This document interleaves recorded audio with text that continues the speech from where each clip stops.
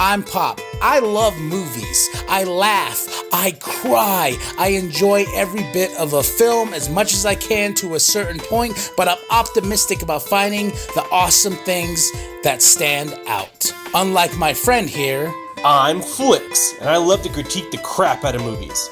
I love movies to death, but with all the crap that Hollywood is putting in our movies nowadays, someone needs to take a stand. we are Pop Flix. GSH, y'all. Welcome to another episode of Pop Flix. I'm Flix. I'm Pop. Today, we're taking on BVS Dawn of Justice. Flix has chosen the theatrical version of the film, but we have both seen the ultimate cut. The theatrical cut was picked for two reasons. First, being at 30 minutes shorter than the ultimate cut, this movie is still 2.5 hours long. And second, if you release a movie to theater that's crapped on, and then when the movie comes to DVD, you go, by the way, there's a cut of this movie that makes the main story make more sense, but you cut it for time, but make sure to keep over 30 minutes of other BS. It's totally useless here, because dream sequences are totally in. You can go screw yourself and your whole extended universe. And another thing...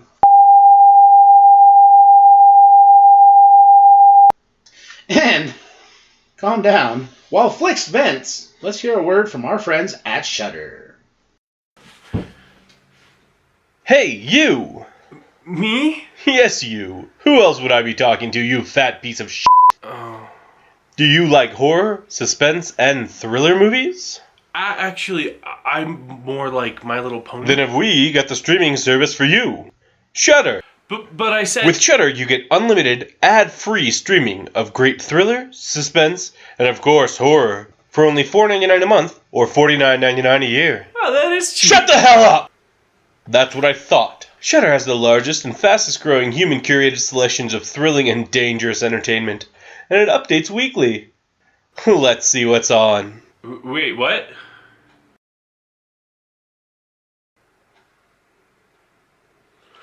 Oh my god, that guy just got his head chopped off.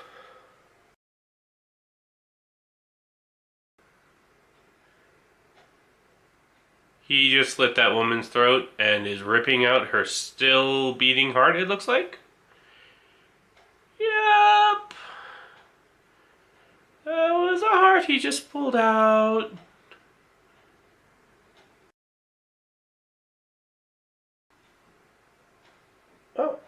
Oh, a shower scene. Yeah. Oh, she just got stabbed. Shudder has a unique collection of exclusive and original films and series, horror classics, and blockbuster hits. How are you doing? My little pony, my little pony. Well, remember, you can stream it on all your favorite devices, like your iPad, right when you wake up. Or your Xbox One. Or your iPhone. Oh, come on! Okay, just give me your phone. It's an Android, right? Also, Android devices. Jesus Christ! Go to shudder.com/podcast. That's SHUDDER.com/podcast. And use the promo code CPLUS to get your 30-day trial free. And start watching now. With a goddamn dildo! Better? Yeah.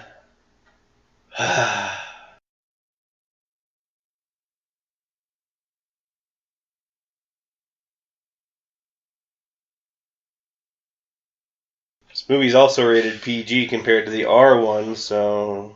Did that one get an R? Yeah, the Ultimate Edition got an R. It did get an R, huh? You got an R for pretty much one stupid scene where Batman chucks a dude's back with his head against a wall and it bleeds a little. Rat Pack Entertainment. But I actually do like BVS. But why is the Rat Pack Entertainment thing done in the same shape as the DC logo? thing? The DC Band-Aid that I really hated when they did that. Hey, look. Exactly what we needed. Who doesn't want another... Okay, so this is fair, though. This is the first funeral we're seeing for the Waynes. Yes, very true. I didn't mind this that much. I know a lot of people are like, oh, why? It's like seeing Uncle Ben die again? Uncle Ben die again. I was like, yeah, to an extent, but I like this better because it, I never get tired of how somebody's interpretation of how Bruce took it.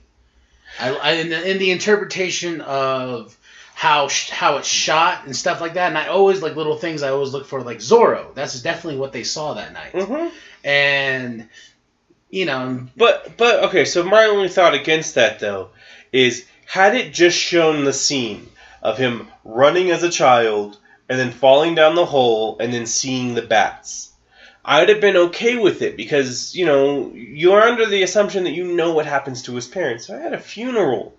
I don't know what happened to his parents. You literally just said that you... I know. But either way... The Teen Titans shoved him into the crime alley. Put the necklace on Martha, too. Oh, yeah. That got dark. But no, you just show his running away from his problems and then falling down the hole... I'd have been okay with that, but you're re-showing his parents getting killed again. I saw groans popped up. I was like, was that for you? No, but let's see. As far as movie goes... The comedian. Yep, the comedian died tonight. No, the very first movie, you see them shot by Jack Napier, the Batman movie. Mm-hmm. Then in... Batman Forever, he keeps having these flashes of his parents dying when he knocks over the stupid rose. Oh, man. Those are the two things I really hated about in those movies because I didn't mind it in Batman Forever, but then when they did it again in Batman and Robin, I was like, is it necessary? Did they? No, yeah. I don't think they at all brought up his trauma with his... Yeah, they did it like once. And I think they brought up that stupid red book again. The only thing I remember is Alfred and a young Bruce over a grave, like looking over a grave. But regardless, then in Batman Begins, you see Thomas get shot and Martha. But now you see it again. But that was done in origin style. This is... But truth, that's 4 times prior to this movie? Well, yeah, if we're talking Batman and Robin, it's 4 times prior to this movie that we've got to see his parents killed. How many times have we seen Uncle Ben shot? Twice. 3 times. Is it 3? Well, so you've got Spider-Man. Okay. The Tobey Maguire one. Okay. Then you have The Amazing Spider-Man, yes. Which, this Michael Douglas getting shot. Or Martin Sheen. You always get those two mixed up. God, there's like multiple actors that I just mixed up. But in Spider-Man 3, you actually see him get shot again. By Flint Marko. That was. That's what I'm saying though. Is if we're counting, because I kind of consider the Tim Burton and Joel Schumacher movies kind of a big kind of connected universe, where some things are from the other ones. Like because the same guy plays Alfred in all 4 movies. And the same guy plays Commissioner Gordon in all 4 movies, yet you couldn't get the same guy to play Batman for all 4 movies. Fun fact, though, Burton was going to do 3. Yeah. And it was titled Batman Eternal or something like that, or Eternity, or something weird like that, but it was going to have Scarecrow, which was going to be played by Nick Cage. Mm. And Joker was going to come, Mr. What's his name? Jack Nicholson. Jack Nicholson was going to come back and reprise his role as Joker. Didn't he die at the end of the first one, though? He was going to come back and haunt. Then they were going to introduce Harley Quinn in that movie. So, Triumphant. That's what it was called. So it was going to be like Arkham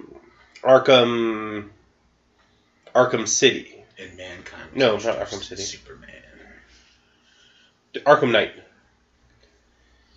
Do you really need a big W on the bottom of your... Whose helicopter could that possibly be? And where we left off on Man of Steel.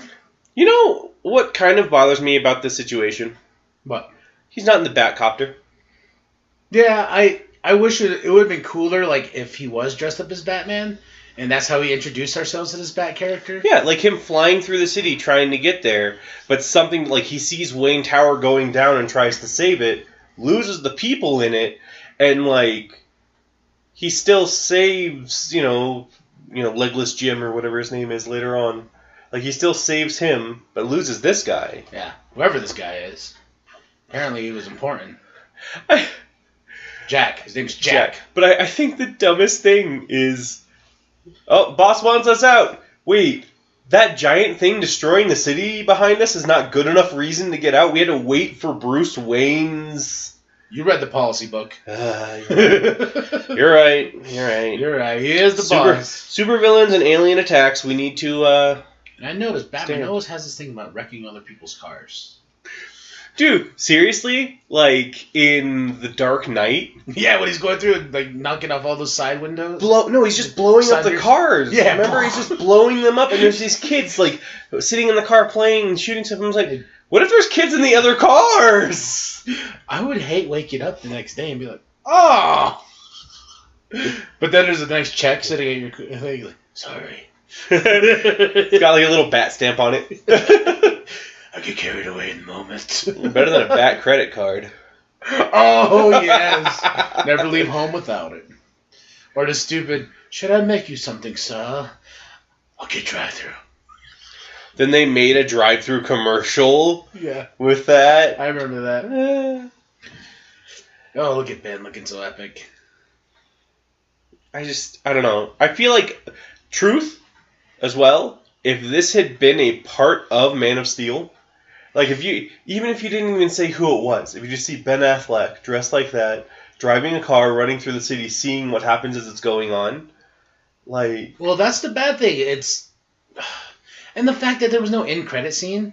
Yeah. And I remember that's how we're setting ourselves apart from Marvel. I'm like, well... That's the only thing you're trying to do to set yourself apart from Marvel, so... Yeah, now you're stealing from Marvel in a big bad way. Because their formula works. Yeah. Well, and that's the truth of it, though, is... It's like, movies... Did you have a loving relationship with Jack? What could have made that so much better? Is it Alfred? No! If it was Lucius. You get Morgan Freeman for one bit in the beginning. That's why I really wish they did the whole... Nolanverse added to this one? Yeah. It would have made, like... What the hell is this horse doing here? He's like, so, I was walking around. This is part of The Walking Dead, too. Yeah. Who are you? Who's this guy? Yeah, then random... Everyone, I remember, like, fan theories is like, this is the Flash. I'm like, man, why'd you cut off his legs? That was one of the fan theories. Is like, maybe this is Flash. I was like, wait a minute, what? Wouldn't it make more sense if it was Cyborg? Yeah, and I think too the biggest difference between both these movies is his storyline. I'm just gonna stand here while the thing's falling. Yeah. He like tackles her and it like breaks her neck. No, he just tackles her and like her whole body goes. Oh, sorry. He just tackles it and it's just dust and the like steps to the side. There's the scarecrow there.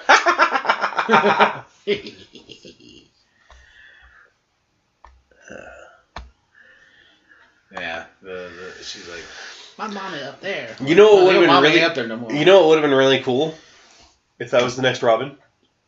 Ooh, like look at that. Although the problem would be now that Superman and Batman are besties, I'm trying to think. That was when the satellite. They were fighting in space in the satellite. Man, that's a lot of destruction. The thing that got Batman to stop watching Netflix. Yeah. Who am I? 18 months later. Random Cabana Boys. Somewhere in the Indian Ocean. Somewhere. You gotta give me a... Okay. I like, too, how Kryptonite was introduced. I don't, because that just pretty much means that, like, this little area of the Earth is off limits to Superman. when they get married and go vacation, they can't come here. Come to India. Hey, where'd you want to go for a honeymoon? Oh, somewhere in the oceans of India. Okay, let's go see how it is. Gets in the water. You have lost to us today, Mr. Man of Steel.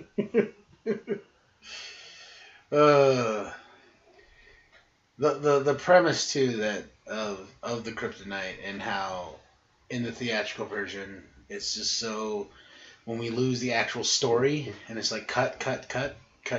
Here's this guy. Yeah. Oh man, strong.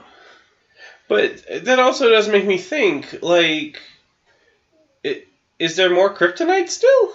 Probably is all over that ocean. That's Well, what no. But they talk about in this movie later how that was the only like big enough chunk to mean anything. You know what's so funny? After because I only watch the ultimate cut if I can, and it's been a while since I've seen the theatrical. It's funny. Like, wait.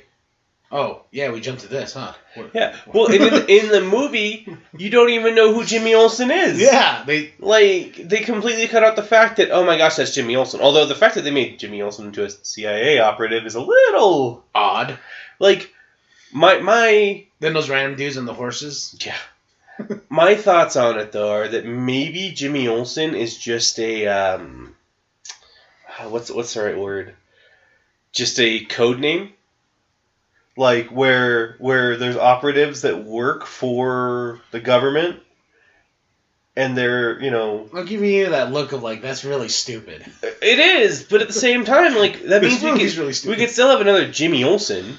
For a CIA agent, he's pretty terrible. I don't know. I mean, the place it was hidden wasn't bad. Although, at this point in time, that's, your cover's blown. You take the gun from the guy in front of you and shoot him in the face. Yeah, if you're a good CIA agent. He's no Bond.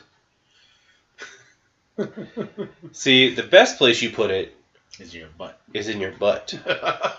Ooh, you imagine heating it up too? Like, ooh. Tingly. No, I don't know what's going on. It's okay, Lois.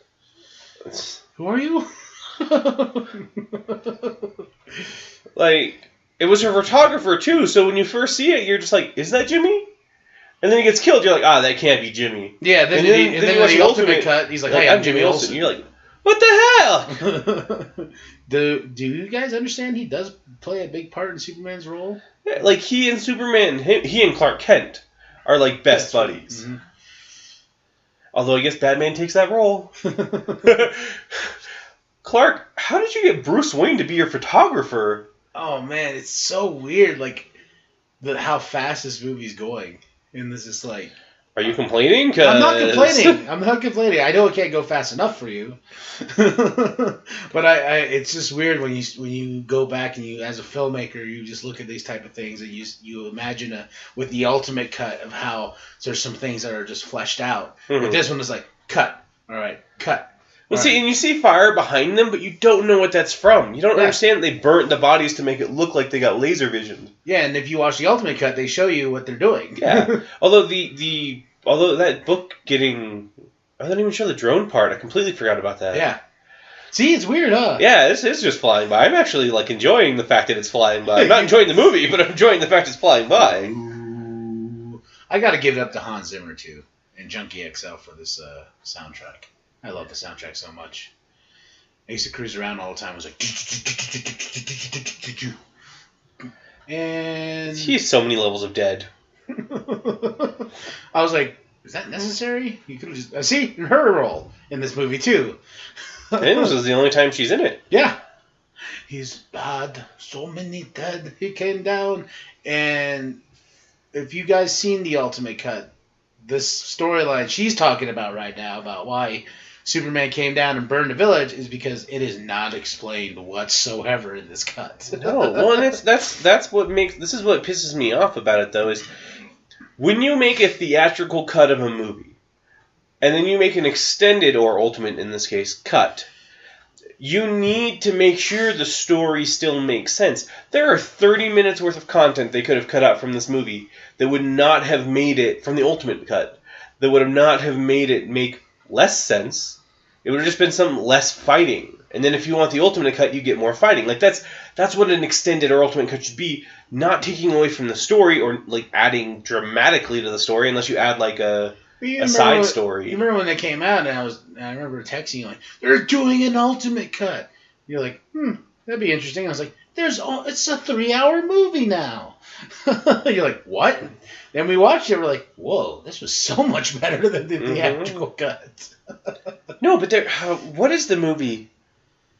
There's a movie that has an extended cut of the movie, but all that extended cut does is adds a C story. Oh, I think I know what you're talking about. But it's the movie's primary story is still the exact same. But there's one or two little tweaks, alterations, and then another side story going on. They live together now. That love grew fast. For some reason, was he just like, yeah, I can't get a place anywhere else in the city. Can I crash at your place? Crash at your place and bone you? you? No, it would be better if they played it off as like he's just a roommate, but they bone.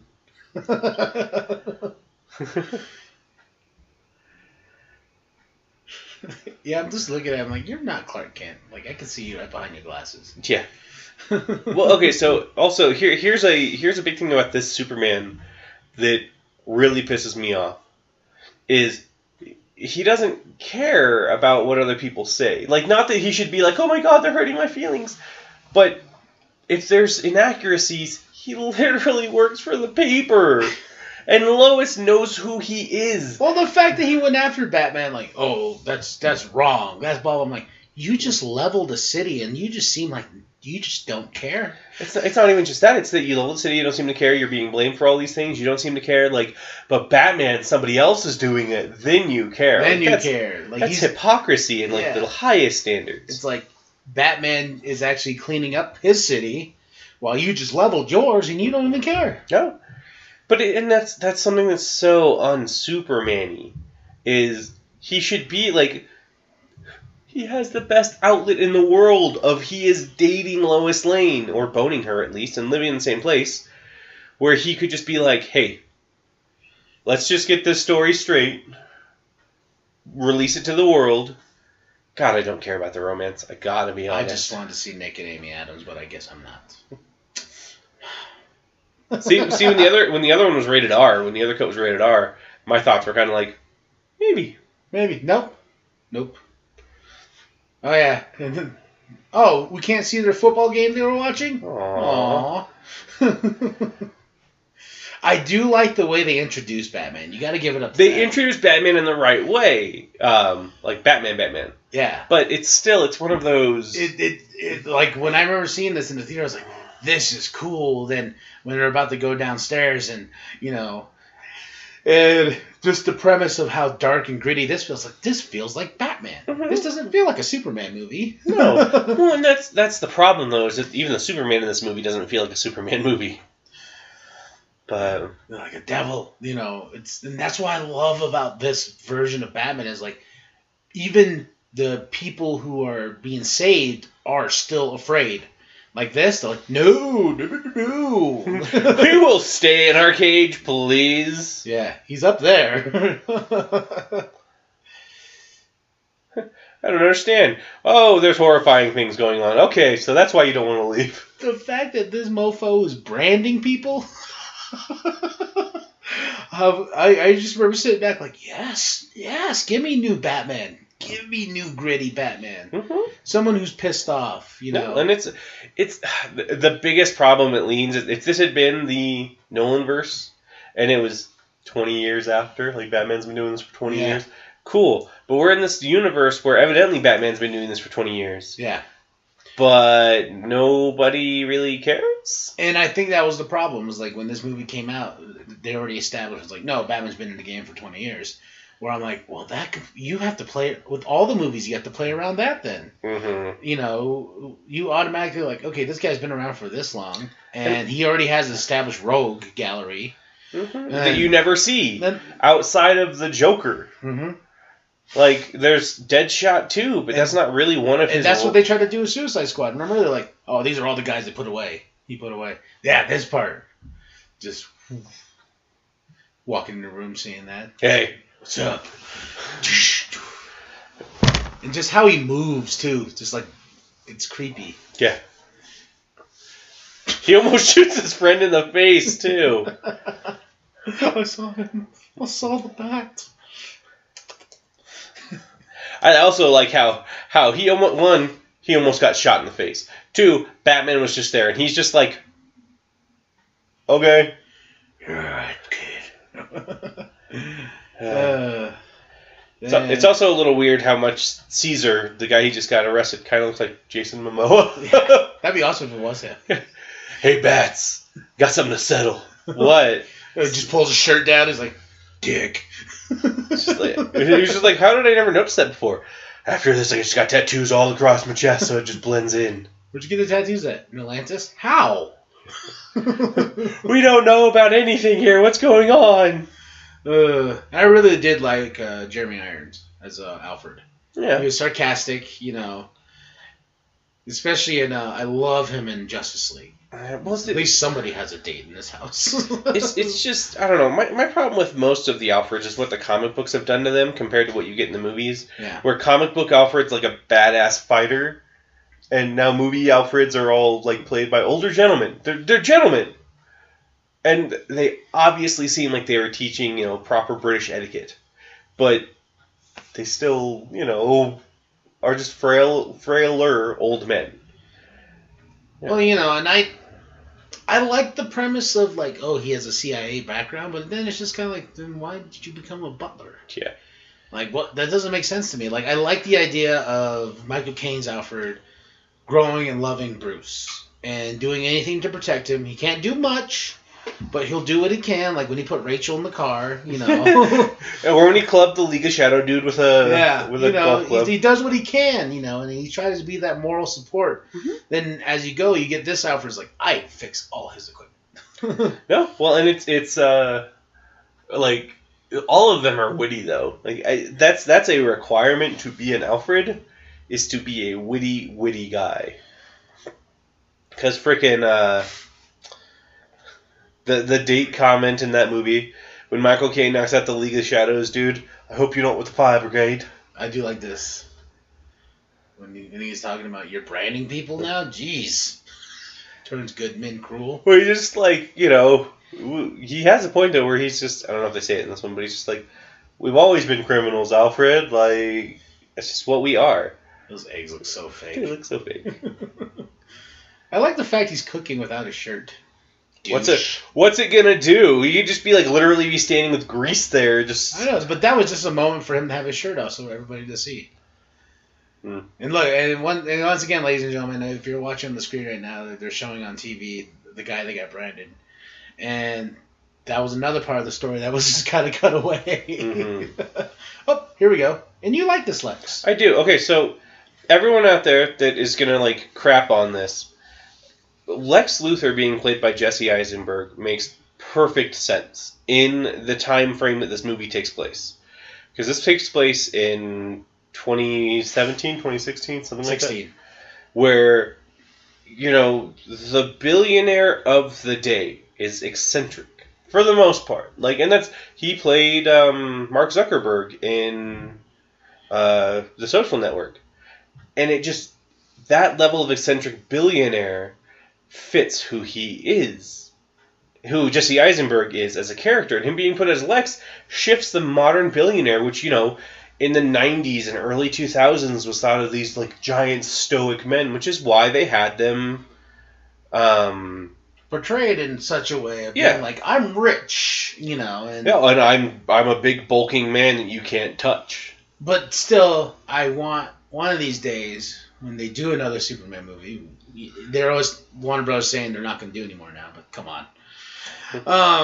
If we do rehash Superman, mm-hmm. and I want to see the Lex I've been waiting for my entire life, just like in the animated series, big, buff. He keeps training because he's just so like frazzled by Superman, just like in even though it's a terrible one, Superman Doomsday, when he makes a Superman just so he could beat the crap out of it and be like, you are not supposed to be dead.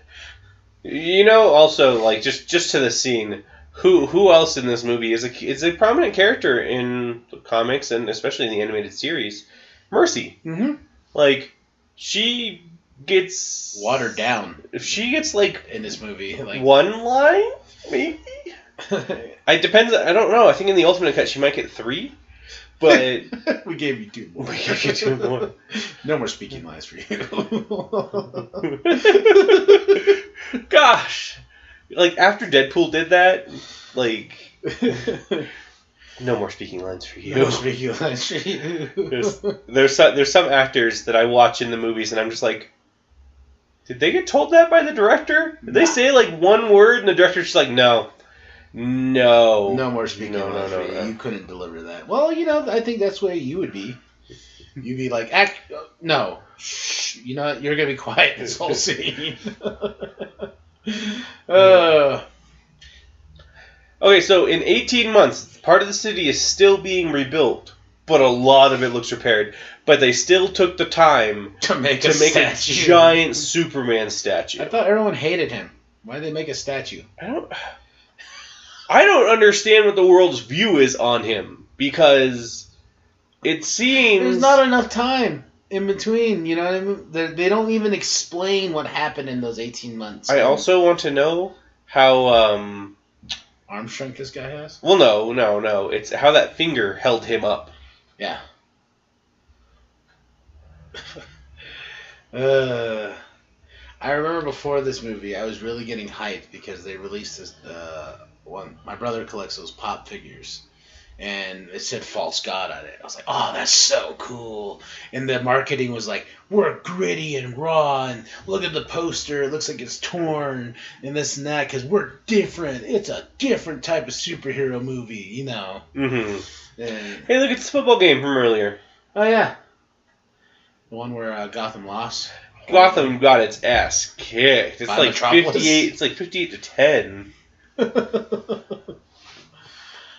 That seems like that should come off easier. I Or know. just- or just that paint over person's it. so lazy though. Just And Superman's there like, I don't care. He just built you a statue, bro. He dresses back up as Superman, flies to the jail cell, stands there. I don't care. It's just like, but what? He's always so dark and brooding, more than Bruce. Yeah. I like how that little scene took place during the entire time that Lex was talking to these people, evidently. Yeah. I do like this. And he's like, I know. He's like, what do you want? And he's like, I want the Crash Kryptonian ship. And how he delivers in this scene is brilliant. I also, but I don't know what rights that guy who's giving him all of this stuff has. Like, I know, it, right? it seems like Holly Hunter's character has No. more power. Well, no, has more power, but this guy is just like, here, take what you want. You take what you want. Here's government documents. We got you in. You're going to get the Kryptonian body. But I like this. Here's the music. Dun, dun, dun, dun. But I also would have laughed, though, if this was like a Gene Hackman Lex, where the hair is fake. So when the air blows in there, he's just like holding his hair on. I like the fact they started him off with like long hair, because that's what douchebag billionaires wear. Like, Yeah. they have long hair. Yeah. Well, and it's one of those, there's one of the original reasons that Lex hated Superman was because the radiation from the kryptonite made him lose his hair. Yeah. Like, that's one thing. Because he loved his hair, evidently. Yeah. But now we're just like, oh, no, he's just got hair. But then he gets it shaved off in prison, which makes sense. Yeah. Say what you will, people, about Jesse Eisenberg. I like him. I've always liked him as an actor. He's weirdly creepy. Yeah. In a good way. Although, it's a little confusing to me how Superman doesn't die when he gets killed at the end of this. Yeah. Like, he doesn't deteriorate, nothing happens. They tease you. But Zod... Just dead. Just dead and like... I real quick, I love that so much. Just puts the Jolly Rancher in his mouth. Here's your favorite part. He's like, here you go. Now, go. He's like, okay, and you're just standing there, and then you suddenly just beats the crap out of him. I remember being in the theater like, is this real? This is awesome. Batman isn't on the underbelly of Gotham. And they're Russian. He's like, thanks, man. And see, and this is cool, too. Is like, you got Batman being more of a detective in this. Well, it's also kind of funny to me that, like, everybody there has to know who he is. Like, but it would make sense though. You'd be like, oh, he's just as crooked as us, you know. He's betting on these fights and this and that. That's how you build your reputation as a terrible billionaire person. You know what I mean? You want to make people think that you're scum, so no one will ever assume that you are the Batman. Mm-hmm. So, like, this seems weird that they have, like, this is... Wait, Gotham, breaking water, wet. No, such a dick thing. But no, he's been doing this for 20 years, the Batman has been doing, like, from what they say, 20 years. Why is this even news? Like... Well, that's why he tells him, don't worry about it. No, but Perry's way of expressing it is... Oh my gosh, there's crime in Gotham. Other news, water's wet. Like, it should just be the Bat Vigilante in Gotham. Other news, water wet. Not crime wave. Like... Well, yeah, I think Perry's smart enough too. He's like, we tried to crack that egg a long time ago. If he just said that, though, if he's just been like, Clark... Just let him be. It's totally done. Guess Gotham's problem, not ours. You would be really cooler? But he's just like, drop it, Clark. I've been working on that case for 20 years, and I haven't even cracked it once. No, it'd be really funny is if he's just like, drop it. Our boss, Mr. Wayne, doesn't want us dealing with Kate's heroes. That's why I love when they first get introduced to each other later on. Did I buy that one? God. Oh, that's future. Frickin' the best way to let Superman be inconspicuous and everything? Buy the planet. Like, buy the Daily Planet and just go, Clark, I need you to go on this probably about 3-week expedition to go do stuff. I'll pay you all comp, stuff like that. You just won't be around the office when you need him to go do stuff. Yeah. The red capes are coming. Which, I mean, the way he delivers his lines are amazing, too. Yeah. And I like when he points to the painting. Mm-hmm. He's like, you want to know how my dad had it upside down? See, just that little, like... It's his nuances. That's the thing. Like, he is probably the most fleshed out person in this movie. Because he's, you know, he has a driving motivation that makes sense. In the Ultimate Cut. Well, no, even in this one. It is, but... His reasoning makes sense. The way he does it doesn't make sense in this cut. But he really has a fear of Superman. Like, it's not even like an inferiority complex. He, you know, has this weird, legit fear of Superman and wants to kill him. He doesn't even want... Like, Superman's just like, if there's even a 1% chance he's our enemy, we have to treat it as an absolute. He's just like, it's an absolute regardless. Yeah. It doesn't even matter if he could never be our enemy. I want him dead because he's more powerful than anything we can do. And that line that kicks her in the ass about the peach pasty or whatever, I thought that was a nice little touch. I think it was a nice touch, but I think it's really stupid because that just means that there's a time where just Lex Luthor's peeing in a jar. Yep. Unless you got Mercy to do it, but... Yeah, right here. I love... What are you talking about, the picture? And here we go. We get more dream sequence. Wayne Manor's just wrecked. I think that's a really neat thing in Justice League. When they go back into the Wayne Manor and they're just like seating for 7, but possibly more. Yeah. You're just like, that's neat.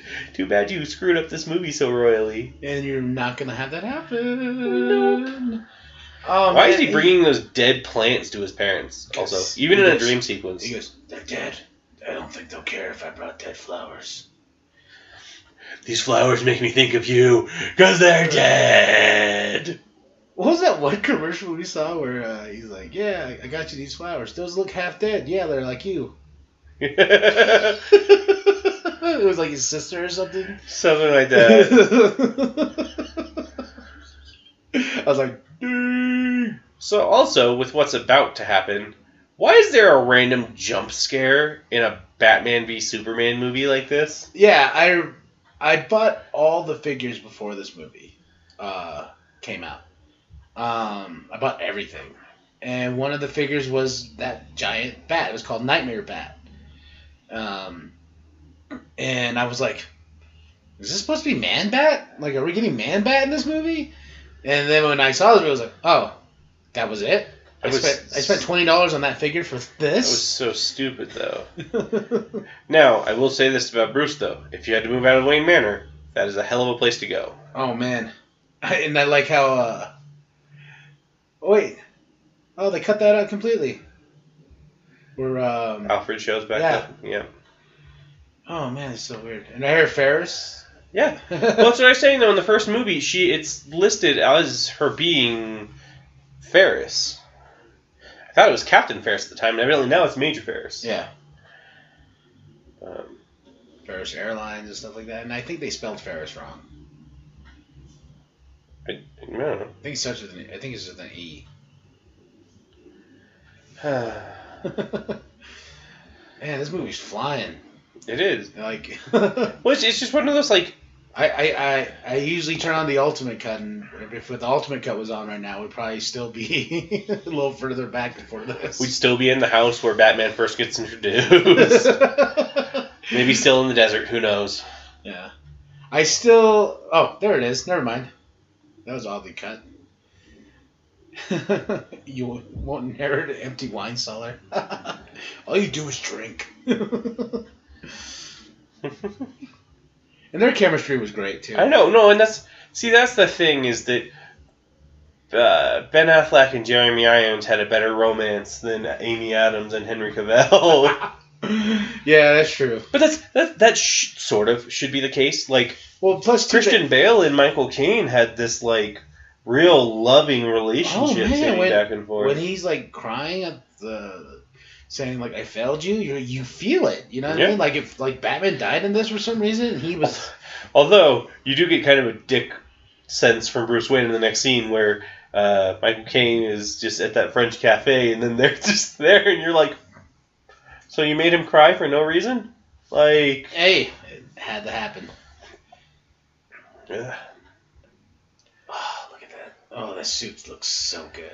You know, as far as the Batcave goes, though, I still think that the animated shows where they're all in glass cases, I think that's like the best portrayal of how to keep your Batsuit. Well, I like this, too, just because I was like, oh, cool, you know, this little hand thing there. And this looks like a Batcave. Yeah, but it doesn't matter because the Robin thing is right there. I think that's more of a reminder. No, but I'm saying, like, the hand thing to get to the Batsuit is moot when you have the Robin suit right there, because if someone goes down there, it's not going to be like, oh, this is just a guy's man cave. That's fine. It's, oh, this is a guy's man. Why is Robin's costume there? Why is Joker's taunt on Robin's costume there?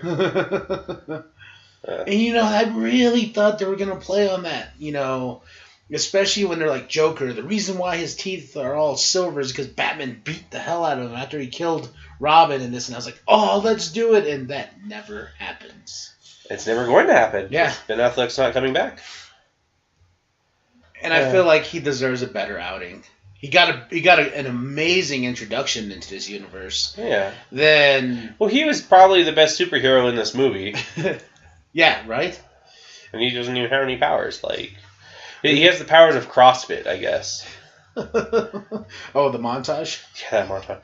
Gosh, that montage makes me feel inadequate every time. I look at my belly and I'm like, why can't you be like Ben? Because cake is too good. Cake is good. And then we automatically get introduced to Wonder Woman. Yeah, for some reason there's a random Gal Gadot. Okay, so this part with Luthor is great too, where it shows that like he's on a different mental level than the people around him, and he has problems expressing how he wants to be, like how he wants people to see the world, and it's just crazy. Although now also it is kind of funny after watching Wonder Woman, hearing him talk about Greek mythology right in front of her. Oh, there she is. And here's going to be her line. He plays it off so as too many cocktails. I thought the restroom was down here. Yeah. You heard I'm a drunk, right? Yeah. Why would you keep your servers like right there? Right next to the your hard drives or whatever. Well, not even just like right next to places that people can get to. You'd think that'd be. Can I help you, Mr. Wayne? That's not the bathrooms down here. I must have. You know what he really should have done is he should have had his pants down and just being like, that's two, but like had his pants down, just being like, is this not the bathroom? Oh my goodness, that would have been amazing. He's like, what do I do? What do I do? Ah, zip. Ah. Then she comes in and he's like, oh, I thought this was the bathroom. Is this not? This looks like one of those men's urinals. Sorry. In your dreams, I've heard. Yeah. This speech too, just it makes you feel uncomfortable, and I think that's what it's meant to do. It really is. Like, he starts off really good, then he goes into his little like tangent, and everyone's like, he has enough money to buy and sell us all, except for Mr. Wayne. So let's clap for him. The claps too are great too, because they're like, I don't know what to say after that. I've always, if I ever met Zack Snyder, I'd be like, why did you choose this to introduce Wonder Woman? Is it because you wanted that aspect of, we need to get these out there as fast as we can, so we're going to introduce as many characters as we can in this movie? I just think that it's weird that this is the first time the Trinity's together. Yeah. Like, that scene, because she did walk right by them, so that's the first time that they're all real close together, and then it has no significance whatsoever. Like, yeah, you don't care. You're just like, oh, hey, that's eventually Wonder Woman. Cool. Oh, right here. This exchange is awesome. Because he's just like, this is where the acting part of Ben comes in. He's just like, well, who the hell are you?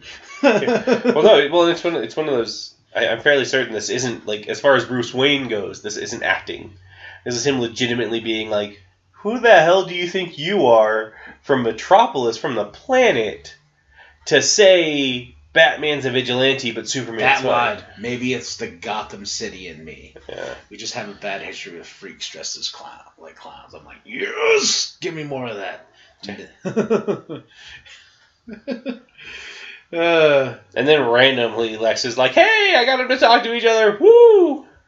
Wow, you're strong. Yeah.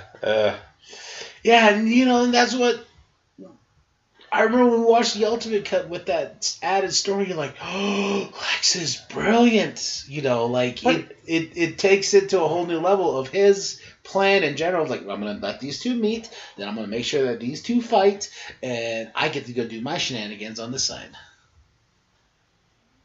But I don't know. I just think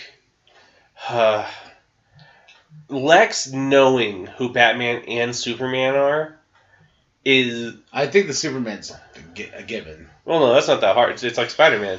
Just like, is there anyone that doesn't know who he is? He doesn't know people know who he is.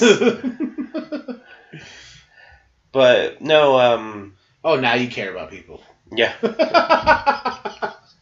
He's like, man, I was following someone that could possibly have been... He got jacked. Now, let's be honest, Smart Wayne would have had that connecting to his house right then and there. He wouldn't need the physical item. Yeah, something like just a throwaway. Like a sensor. Well, no, even be like... I think I've seen Batman do this once before, where he, like, in the system, he just clips this little thing in the back, and it's transferring the data to the Bat computer. But no, he has to have a physical item that can be taken. And I think that's just more so you can have more of an interaction with...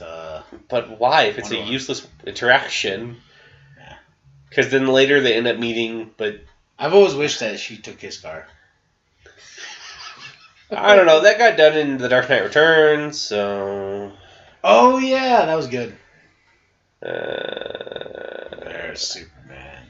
Everyone's applauding him, and he's like, I still don't care.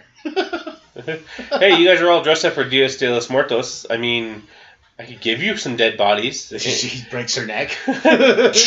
Sorry, old habit. Can't get over it. PTSD. Collapsing buildings, things on fire. A neck had to be snapped. They're all just trying to absorb his energy. Just worship him. And see, this is what I don't get. I'm like, why do you still look so gloomy, man? It's like, oh my god.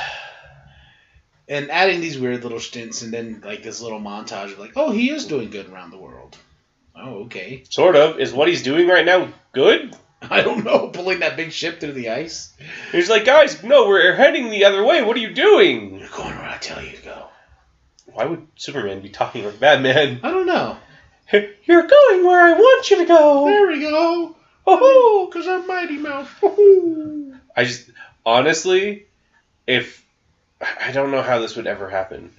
the random. But, well, not even that. But I'm talking like, if Disney ever got the rights to DC, how crazy would that be? I think then people would hate it. No, people would absolutely hate it. I know. I honestly wouldn't mind. Even though, yes, there's certain aspects that Disney does to their property, like, you know, but I think Disney knows what to do. They know how to run a very multi-million-dollar company, especially when that Disney Plus app's going to come and kick every other app's ass. Real quick, though. Like, that flood storm thing going on. Yeah. It gets this neat little message of Superman saving them. But you know what? Superman's probably the one that broke the dam. Yeah. He's probably just fighting some random passerby, punched him through a wall, and that wall just happened to be a dam. And then this portrayal of Superman being sort of like Jesus or God, you know. Because they are gods, and, you know, that's what they refer to them as in this movie. But I like that she's on PBS. Yeah. You couldn't get any other real network. Well, it's the public broadcasting system. Who is? Are you just be like, hey, CNN, let's have a random Democrat talking to you about this? No? Okay, because people that like Fox are going to hate this. Okay, well, Fox, let's get you doing that. No, because the people that like CNN aren't going to like it. So who can we have that nobody's going to be pissed off about? And look, we randomly get Gale back to this guy. Yeah. I like how he messed up that guy in prison, too. Once again, Mercy is just there. And then just like introduction. I like too. He's like, I brought you this. I stole it. All I see when he does this turnaround is Xavier. Yeah, Professor Xavier is the what's his name? Who's the new guy playing him? James McAvoy. Yeah, James McAvoy with the long hair. And yeah. The second one or the Apocalypse. Just see that. No, he had long hair in Days of Futures Past. Did he? Oh yeah, you're right. Because remember, he started walking again to get rid of his. Because somehow something that represses your mutant capabilities lets you walk again when your spine got shot. Science in comic books. Look, Clark, you're not doing your job. Clark, you are fired. Yeah, he's like, you're chasing stories. Although, let's be honest, like, given the context of what just happened, Perry was literally giving him the front page of the Sports Center. Yeah. Like, Clark had an opportunity there. Yeah, but he's, like, so hell-bent on Batman. Yeah. Which, I don't know, like, I don't understand his obsession on it. They don't explain it. Like, it doesn't go any deeper than just like, oh, he's Batman. He's bad. Well, and in the... I don't know if this is in this one, but in the Ultimate Edition, like, he gets sent a file by Lex, not knowing that it's from Lex. That has all the things, you know, the branding, the people that have died from it, yada, yada, yada.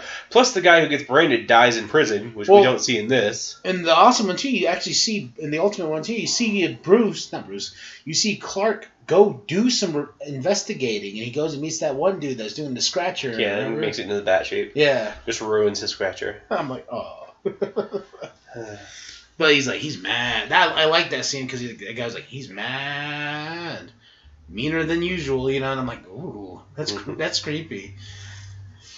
Good, here we go. The exchange between Wonder Woman and Bruce Wayne. You know what's funny? The foreshadowing that this movie has, when she's just like, "Is it stealing if you steal from another thief?" And then her movie is pretty much a Captain America ripoff.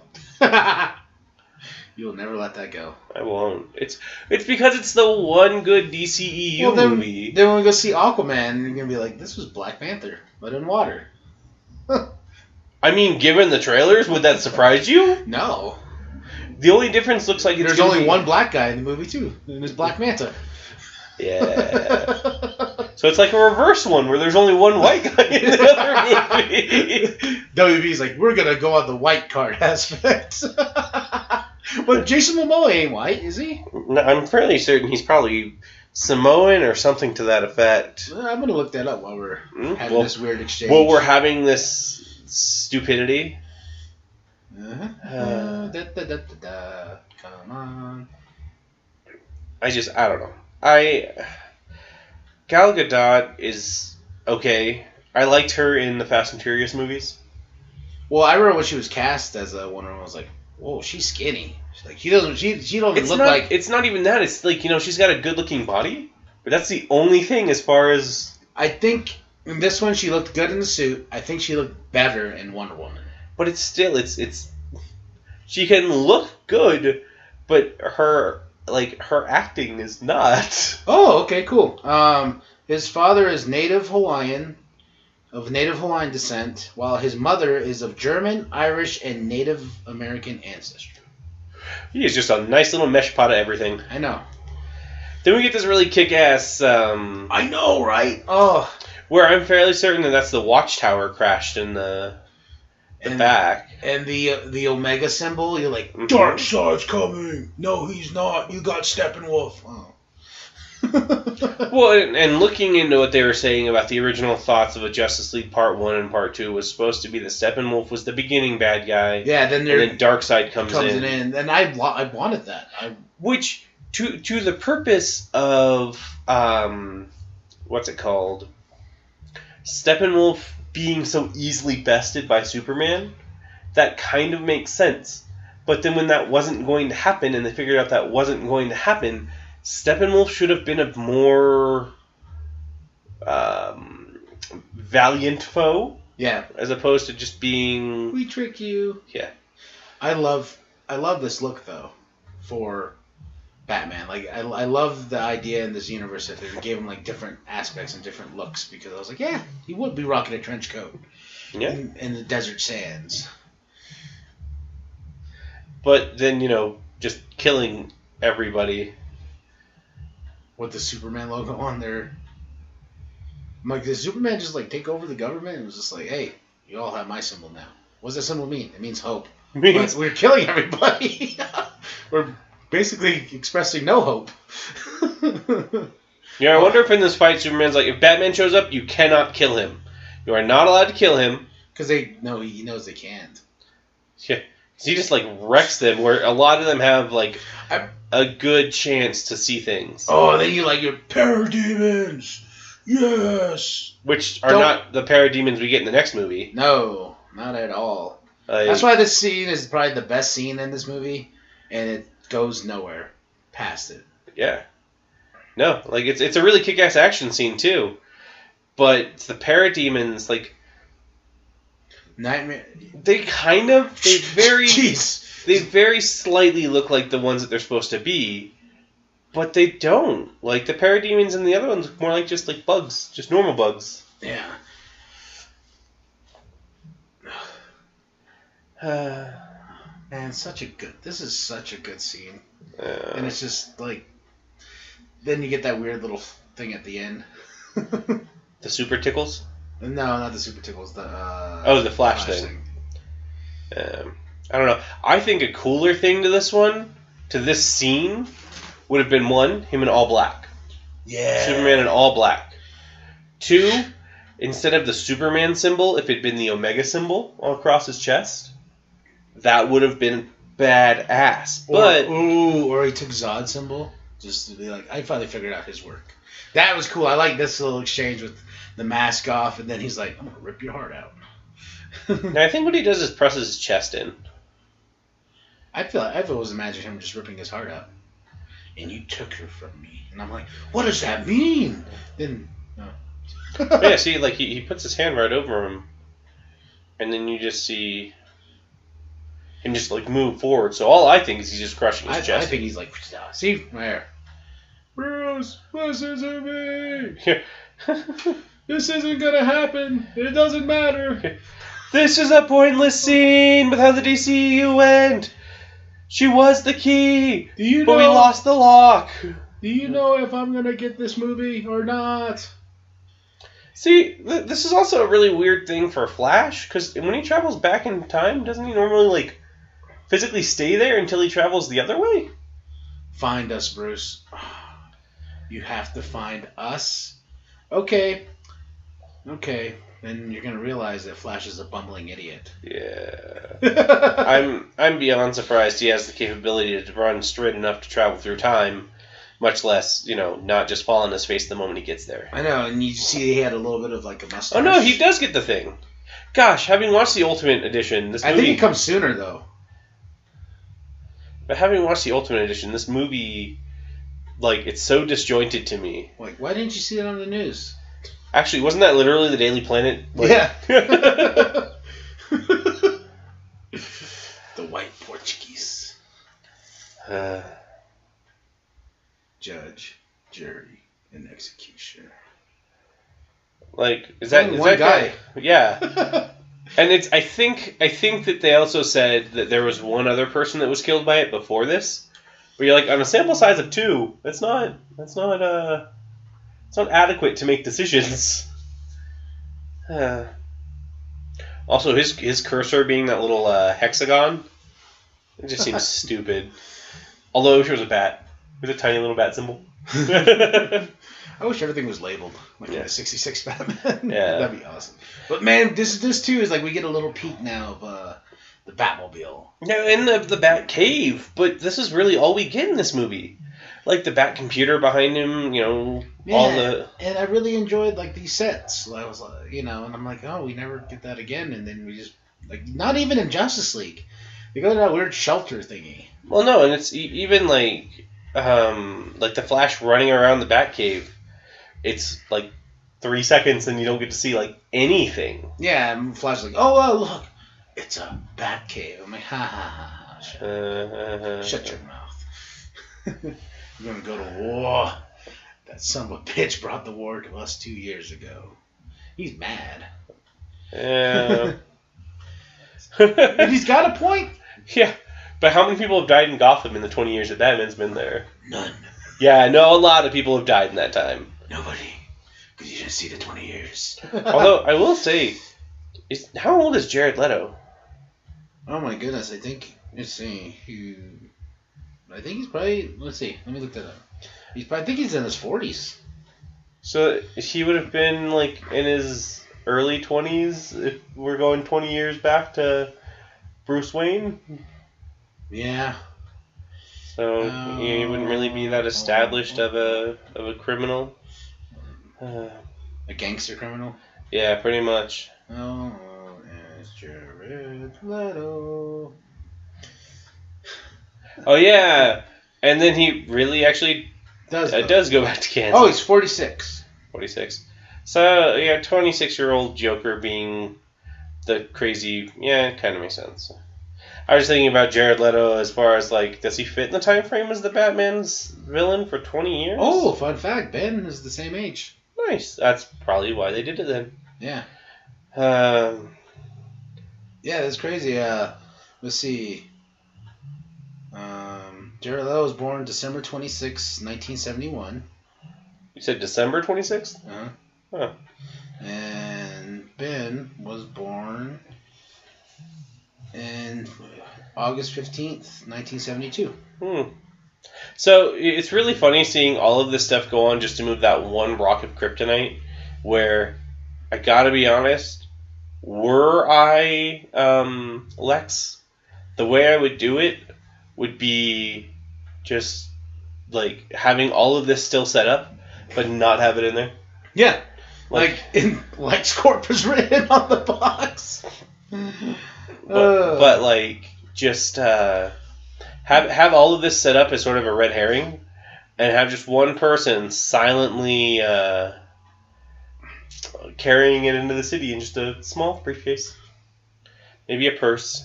And this is where we get an awesome action scene. Yeah, we get an awesome just like murder the crud out of people scene. But I just love you just take that Batmobile to a whole nother level. Yeah. Well, like... Honestly, what did you think of this Batmobile? I love it, honestly. I think it's probably one of the best. Not the best, but one of the best. I think its functionality is fine. I think the way it's shaped is weird, though. Like, not Bat-esque, kind of. Because even though the Tumbler does feel like it's a Bat vehicle. Yeah. Well, and it's this one, I don't know. This one feels so low to the ground that it seems like it's more scientifically accurate to what a Batmobile would be, especially when compared to like the Tim Burton ones and the Joel Schumacher ones. But it just doesn't seem fun like a Batmobile should be to me.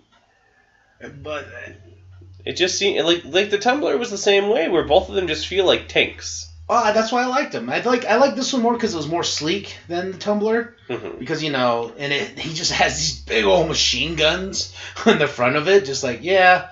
So, have you seen Speed Racer? Yes. This looks like to me. The way that it goes is like the Mach 5. Like that is true. The way the tires are on either side and rotating on. Man, he just murdered the crap out of those people and just ran through them. There are some body parts on his car. They are dead. No, You're not all alive. Dead. You're all dead. Oh, you ruined my part. I know. I'm sorry. You do it now. No, the moment's over. People aren't dead right now. Mm-hmm. But and this thing can withstand a bazooka. Sort of. He still launches the flares when it's coming at him. And I think it still takes it down for a sec. The weirdest thing with the Batmobiles is the fact that they're just like, oh, hey, we can be disabled temporarily but be fixed. Unlike normal vehicles that when they're broken, they're broken. Yeah, and he's just driving through walls. Yeah. No offense to the actor, but the guy who plays the Russian in this movie, he's got this very lazy eye. No, I noticed that too. And every time I watch it, it's super distracting. And, that guy didn't choose that, and I don't mean to attack a person, but it's kind of like Michael...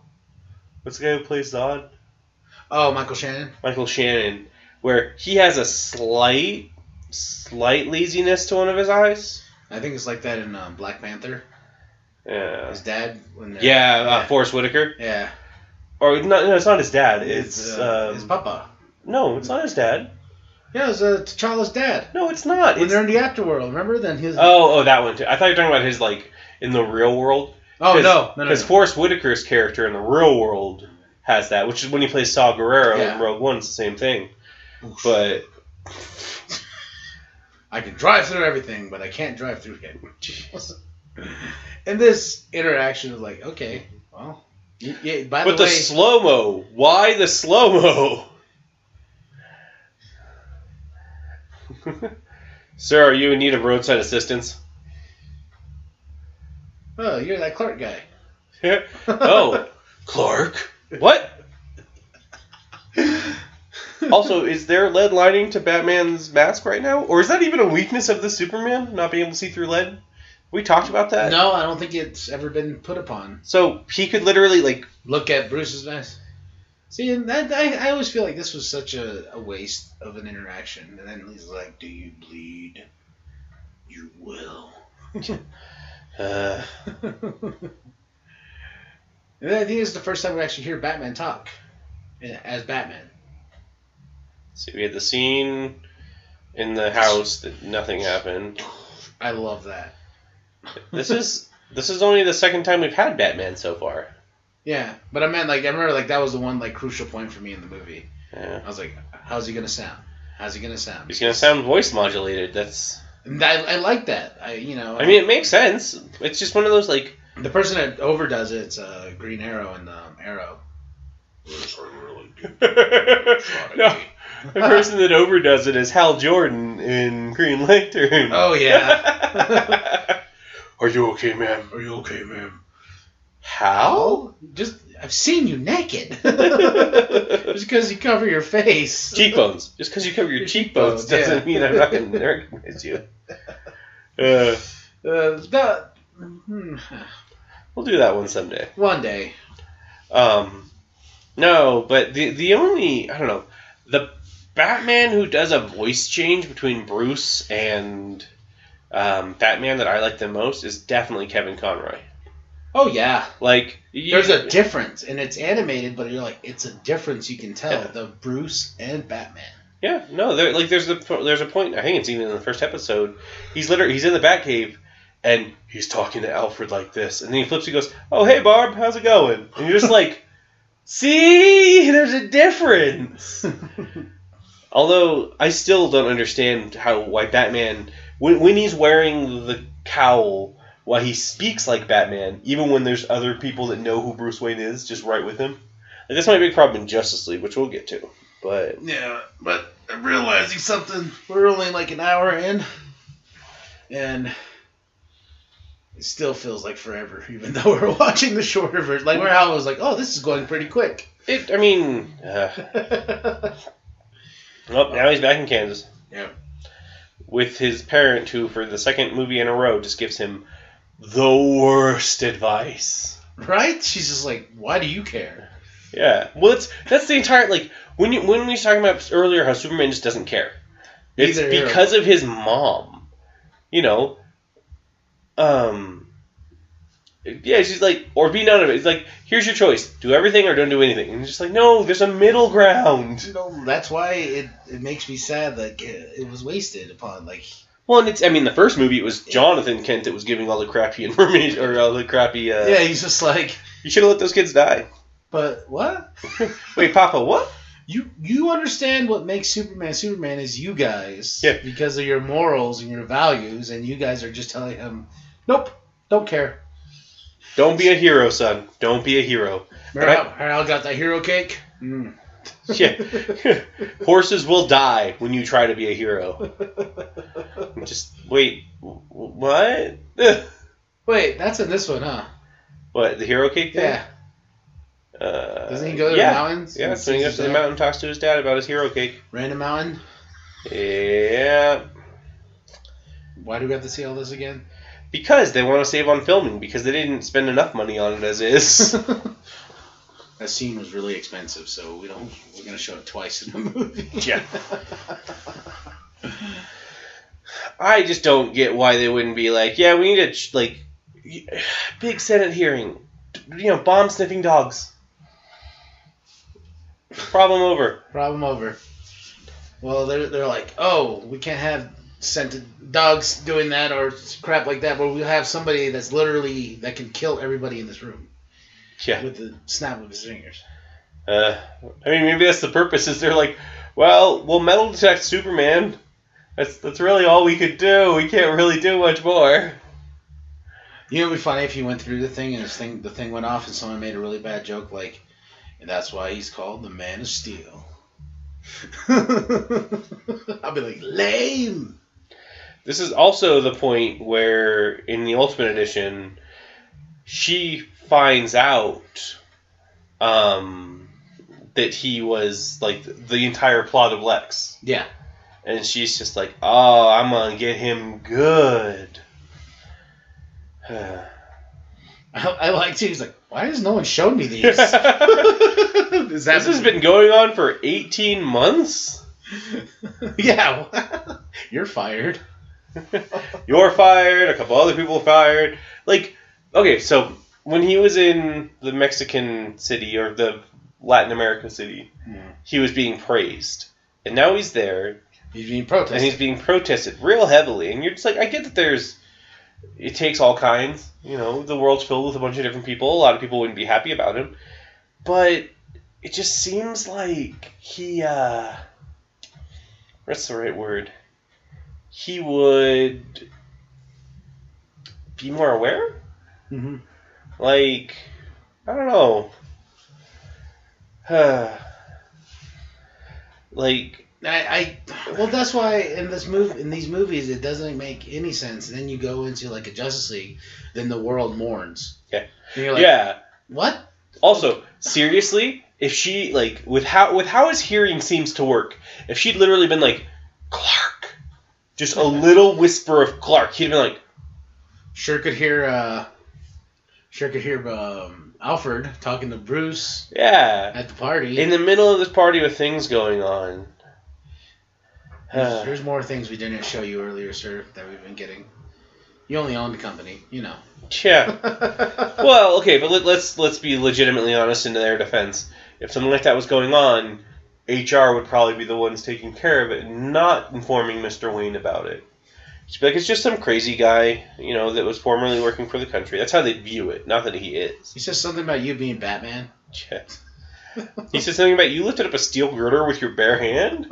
Like, you're either Kryptonian or Batman. Damn it. This whole thing's stupid, too. I gotta admit, because I'm like, what? Why is he even answering to anybody? Well, it's not even that he... Okay, so here's the thing. Here's the two parts I hate about this is, one, it's literally set up for him to fail in this.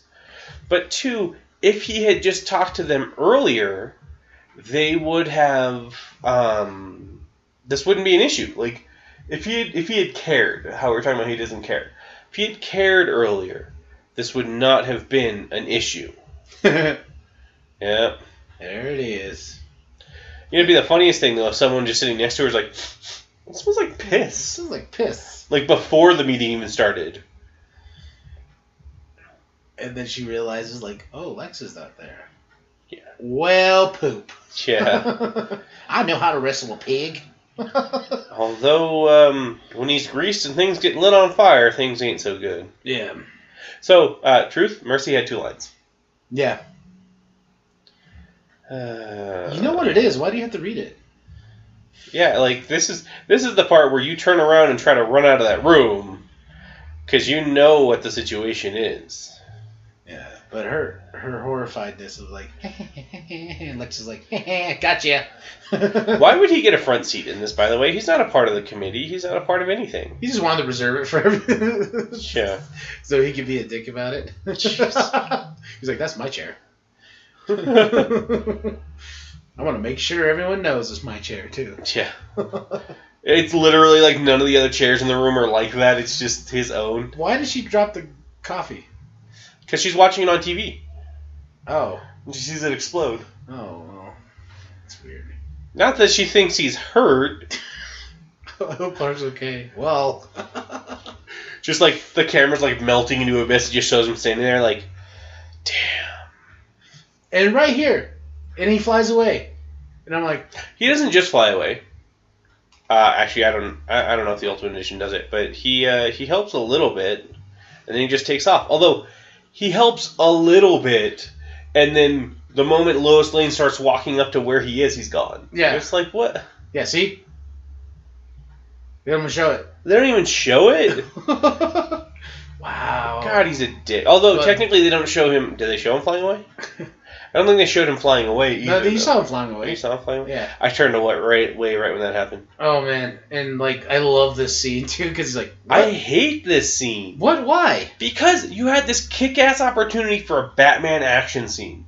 Oh, okay. Instead, we get this little, like, snippet on a computer screen of, oh, he was just taking people out badass like Batman does.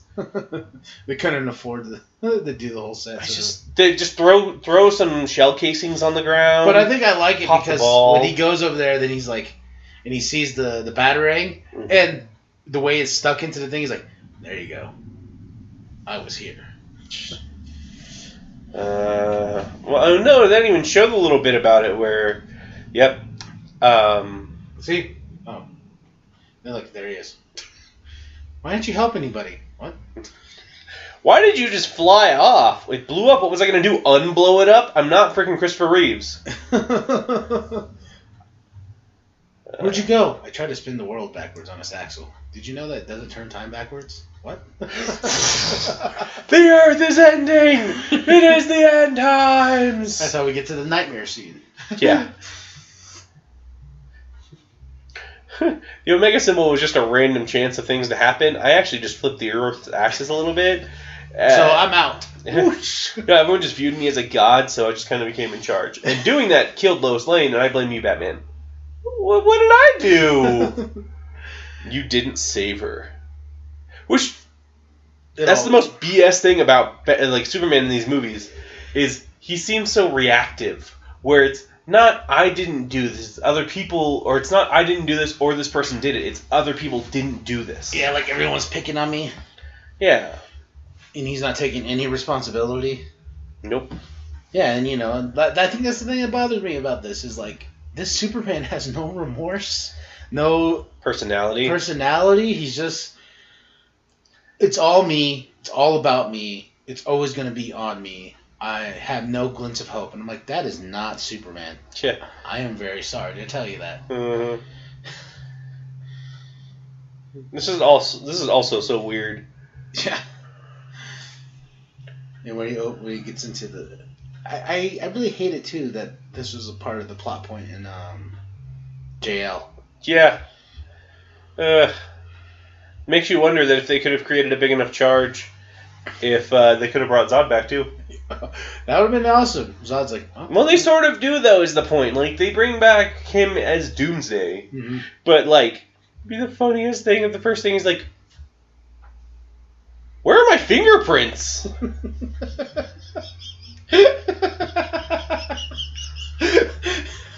Ow! What? My fingerprints are gone. This water's like sanitizer. This is terrible. Ow! Ow! It's like putting salt and lemon in a wound. Why would you do this to me? I like how that ship is just in pieces pretty much, but it's still operating at 37%. He's like, tell me everything. Oh, yeah, another thing they cut out. Remember after he gets told everything, and when the police go in there? Yeah, he's talking to Steppenwolf. Yeah. Yep. Something that nobody knew the heck about until the Ultimate Edition came out, and they're like, oh, here we go. Yep. Batman's pissed. This is the Batman pre-kicking a Superman's ass. Yeah, he was just like, I am going to make a kryptonite. Yeah, I'm going to make a kryptonite. Alfred, today we're going to make a kryptonite. We're going to make the kryptonite. Look at that. See?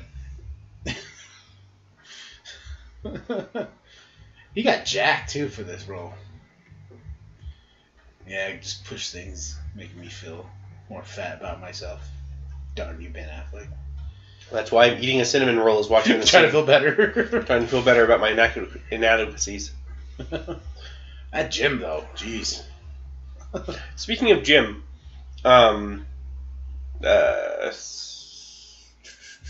what's his name? Who plays Gordon? James. No, it's something. J.K. Simmons? J.K. Simmons. I was like, J.K. Simmons got ripped for his role of standing on a rooftop, too. Yeah, remember they showed him with the beard? I'm like, what's going on here? Oh, look, they all got little fancy symbols.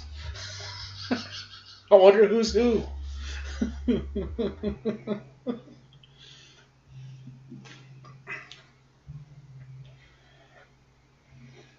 The weird thing, too, is he only has, like, one piece of footage on each of them, and, like, one picture. Oh, no, there's no footage for Wonder Woman. Huh? No, there's footage. There's her in front of the ATM? bank, yeah.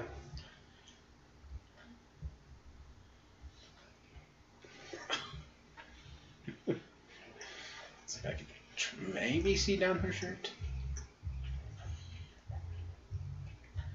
For someone who tries to keep a low key, why would you just look straight at that camera?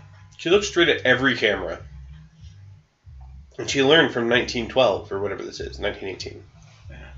So this picture here, was Wonder Woman being filmed around the same time? Or was that... I'd have to assume. Those are all the same actors. Yeah. Be funny if it wasn't. Then it'd be like, wow, that totally dismisses that scene. It's Chris Pratt instead of Chris Pines. Sorry, we thought we were going somewhere else, and no, it's a picture of him like on set as as Peter Quill, just saying hi to everybody. That does not look like Michael Shannon.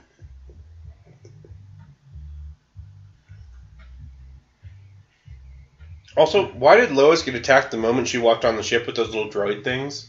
And he doesn't? But Luther just gets to, like... Because he was told everything, and now they worship him. I also hope that's a mannequin. Because if that was Michael Shannon, he'd be like, this is gross. This is gross. I don't care if it's jelly. This is just weird. Oh, yeah. And then they just take him. Then he's like, make me my doomsday. Mm-hmm. But wait, because technically that is Zod, right? That is... You mean in the movie? No, technically Doomsday is Zod. In the movie? Yeah. Yes. Okay.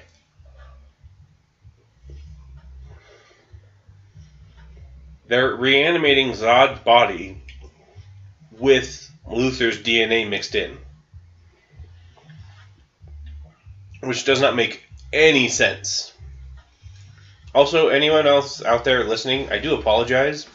My neighbors evidently don't understand what, like, noise levels are. And they're I was gonna say, cranking their goddamn music, and you can just hear it through the floor here. People are idiots. See, look at this. They're lynching him. That's why it doesn't make sense when in Justice League they mourn him. Yeah. Like, y'all just hated him. The world is in mourning as Superman died, and, you know, a lot of people should be celebrating. And I like in the Ultimate Cut, he sees those people down in the village. There's the Sherpas. Yeah. I don't know if they're in a place where they would be called Sherpas, but you know what I mean. Yeah. But then randomly, Pa Kent is moving rocks on the top of a mountain. I also like how the guy in the Sherpas, though, were just like, he's going up there to die. It's like, you obviously don't know who this is. That's fine. No, he walks up like, what's up, Clark? What is up, Kal-El? Whoa, what? Jor-El told us of your coming. Wait. He's up there right now. You're not my dad. Yes, I am, son. No. I mean, not the dad I was thinking you were. Oh, yeah, we never see Russell Crowe again. Nope. Hmm. But for some reason, we get the story about how Pa Kent killed a bunch of horses and drowned another farm. Not getting his hero cake. While getting his hero cake. Grandma was baking me that cake. Yeah.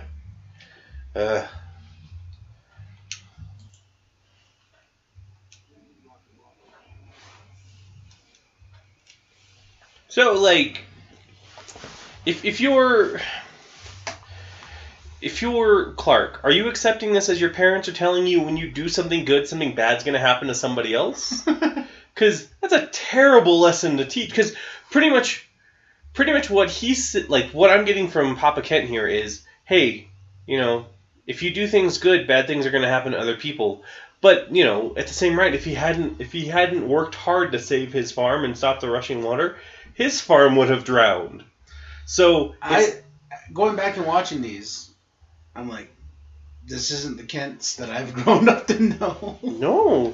Like, I think, I hate always bringing up the animated ones, but Ma and Pa Kent and that, especially because Pa Kent is still alive, but they have these, like, great moments of wisdom that they give their son. But these movies don't have that. Like, none of the parents in these movies have done anything to help their children. Wait, can you really fault Bruce's parents? They died in the beginning. Fair enough. Those are the only ones that have an excuse, though. That's their excuse, because they're dead. Because they were... Well, Pa Kent is dead still, and he's giving bad advice. That's why maybe his mom and dad try to come. He's like, no, leave me alone. Well, I mean, pretty much it's sort of what's going on is that he keeps having these nightmares about them, and they're torturing him, so he wants to kill Superman for some reason. That's how that works out. What was I going to say, though? Like, Diana's parents are terrible, too. Yeah, one of them is Zeus, and the other one's her mom, who's just like, I won't tell you about your past. I won't tell you about your past. Well, Mom, I figured out about my past. Well, then leave home. We'll leave him. Get out of here. Get out of here. Shoot. Yeah, you're just like, what? What is with DC and terrible parents? At least Marvel has the excuse that most of them are dead. Well, you got that really powerful scene in Guardians in the starting. It was like his mom's dying. Yeah. You felt more there for that. Anything that DC lets you feel for a parent. Like, even Ma Kent. She's just... Who was that? Diane Lane? Yeah. Like, she's a good actress. Her character, though... Sucks, because it's just giving her son bad advice and then getting kidnapped. And the purpose of this movie is to give us the greatest Batman action scene ever. Yeah. But she does more for Bruce Wayne than Batman than she does for her son.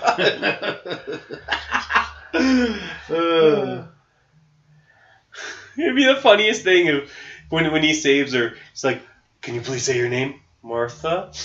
Oh, we're getting there to the end. We are. Then why did it say we have an hour left? That's crazy.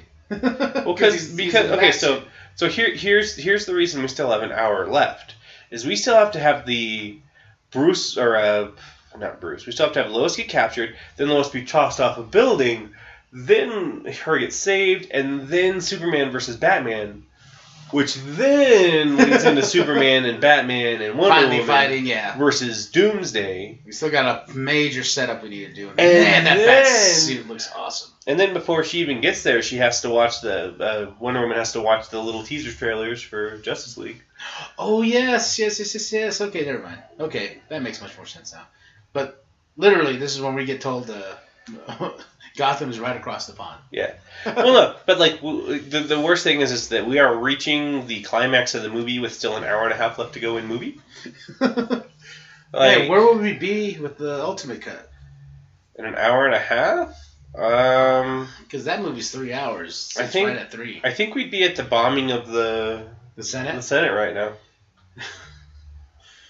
Gosh, that sounds like such a Star Wars thing. Right? They tried to bomb the Senate. Kill the Jedi. Order 66. I did a rewatch. Good try. I did a rewatch and I was just like, man, so much politics in the prequels. Yeah. No, I think the coolest thing in the Star Wars movies to me, as far as the prequels, are that they got the same actor who plays Darth Sidious to play Shmi Palpatine, or She to play Palpatine though. Like in the prequels, you're like, that's so cool. That'd be like if somehow Alex Guinness was still alive and he played Obi-Wan. That wouldn't ever happen. That wouldn't happen. How much he hated the first one. Yeah. Plus, he looked kind of a little too old. Yeah, he is. He was like, I'm an actor. Which, I mean... Well, we talked about it during Empire when we had our little commentary. Yeah. But I would always wonder if, like... Because you don't get that as much anymore. You get, like, really, really renowned British actors to play these roles that you're just like, really? Like, you know, in the 90s, you had Patrick Stewart playing, you know, Captain Jean-Luc Picard. Yeah, now the actors, you know. I remember when no one really considered Jean-Luc Picard an actor because you're like, oh, he's in that silly sci-fi show. But he'd been doing British theater for years at that point in time. Yeah, he was Caesar. Yeah. And then, gosh, who is it? Ian McKellen. Yeah. Where you're just like, so... just chucks her off. He knew Superman was going to save her. Yeah. Do we have a backup plan? No, when he catches her... But no, like, you even look at the DCEU, Jeremy Irons, who used to, you know, he was a very good British actor. Well, I just love that British actors are playing our superheroes now. Yeah. Isn't Henry Cavill British? I don't know. I think he is. I just know that he looks better without a fake mustache or a fake CGI not mustache. And no one will ever let that go. It's because there's no reason to let that go. That was the stupidest thing. I love the bat symbol in the background and how it looks. Because I was just like, it doesn't look like a symbol, it's just a big blue light. Yeah. This is my favorite part. Because he's just like, Lex becomes Lex in this scene for me. And he's just like, yeah, come on. He's going through it and he's like, hello, and talking about gods. He calls him his real name. Yeah. Well, his adopted Earth name. Because God is tribal. Gods take sides. I don't know. Jesse Eisenberg he's just brilliant in this. You're just saying. No, I don't like it. It's just, I think him getting overhated for this role is stupid. Like, people didn't want Ben Affleck to play Batman, and I would go as far to say he's the best actor in this movie as far as his role to person ratio, essentially. Yeah. Like, let's be honest. Let's run through it real quick. Henry Cavill in Man of Steel was an okay Superman, but in this movie he is not a good Superman at all. And he's a terrible Clark Kent too. Yeah. And then Amy Adams in the first movie is an okay Lois Lane, but in this movie she's not. Like, she's just a really she's just a bad reporter first and foremost. The tones are different too. I know. And then Alfred's good, fine. He's just not in it that much. And Jesse Eisenberg is a fine Lex Luthor, but people hate it just because it's different. And that is the problem. Hating something because it's different, not because it's bad. Because Henry Cavill as Superman, it is different than the ones that, with Brandon Roth and Christopher Reeves. Martha. I love this too, because this is where he's just like, what we do? You know what they do? The witches, they burn them. Yeah. He goes on this whole spree, and this right here, and then Superman falls to his knees. I saw something though that's just make it rain, make it rain, make it rain. But then he's just like, God now bends to me.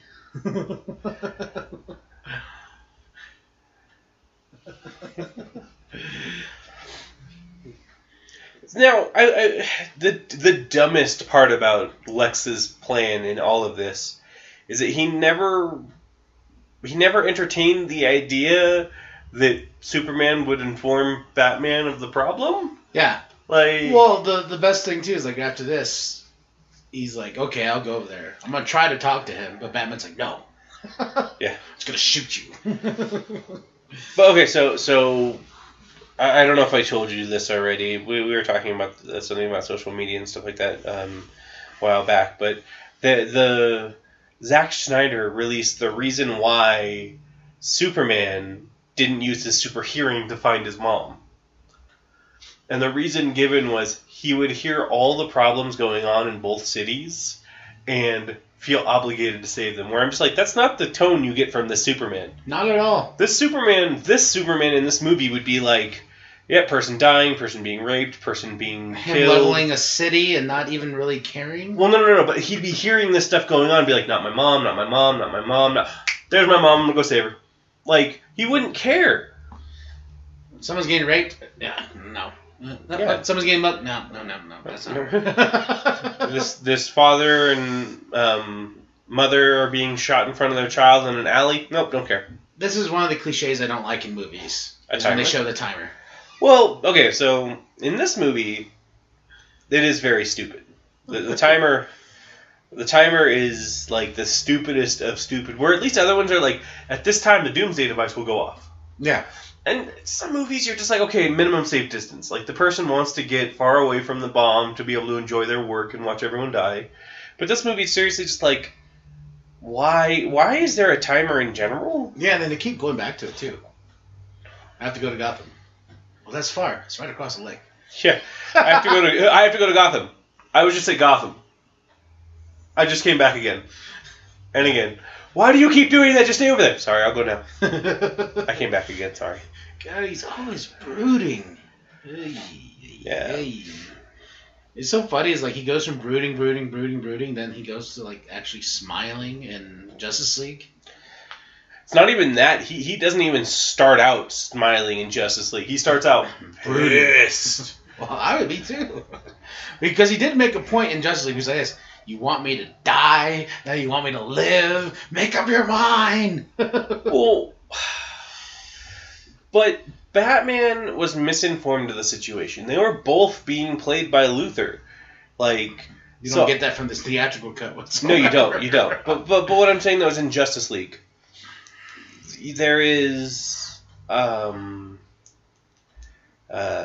there's this sense of like camaraderie between them near the end. Yeah. But you're just like, well, yeah, like there should be no lasting grudge between what happened. One, it's not like Batman's the one that killed him.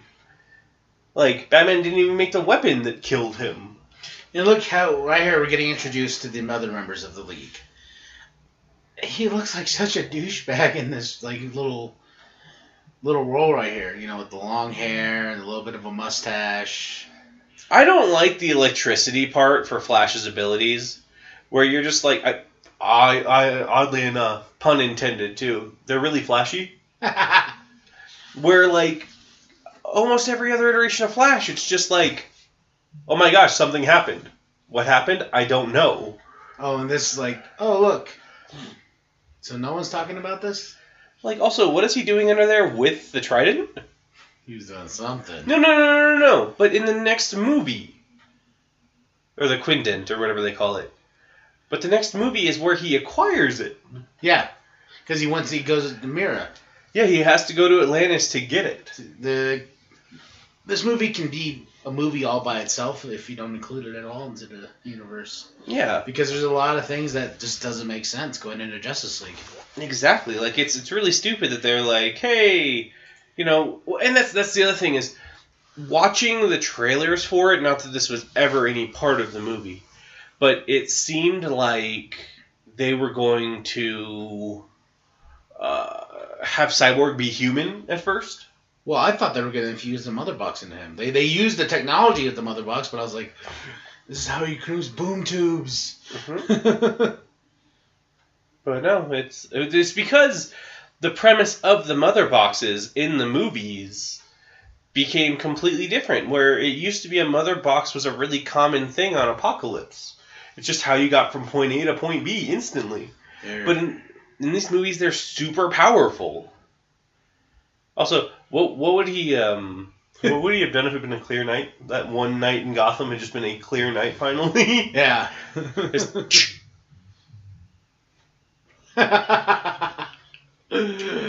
Alfred, order in the clouds.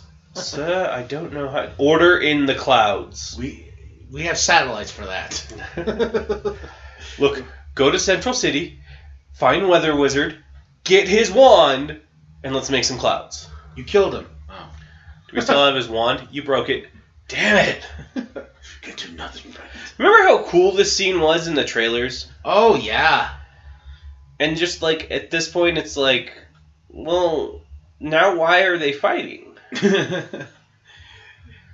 The premise of them fighting is really stupid. But I gotta tell you, seeing that suit that Batman's wearing right now made me very happy. Because I was like, that is ripped right out of the Dark Knight Returns, you're right. Returns comics. You know, and it was just like, oh, there's such good little details in this movie, but then you look at the overall production of it. It's just... So, Superman's stupidity here is, why was he walking away from Batman, or walking towards Batman? And why would you do that? You're just like, I need this guy's help. Boom! I know, he's not even reasoning with him. Well, he's kind of, but not really. He's like, all right, quit. You keep shooting at me. I'm trying to tell you. I mean, let's be honest, had one, like maybe like 3 of those bullets been laced with a kryptonite tip?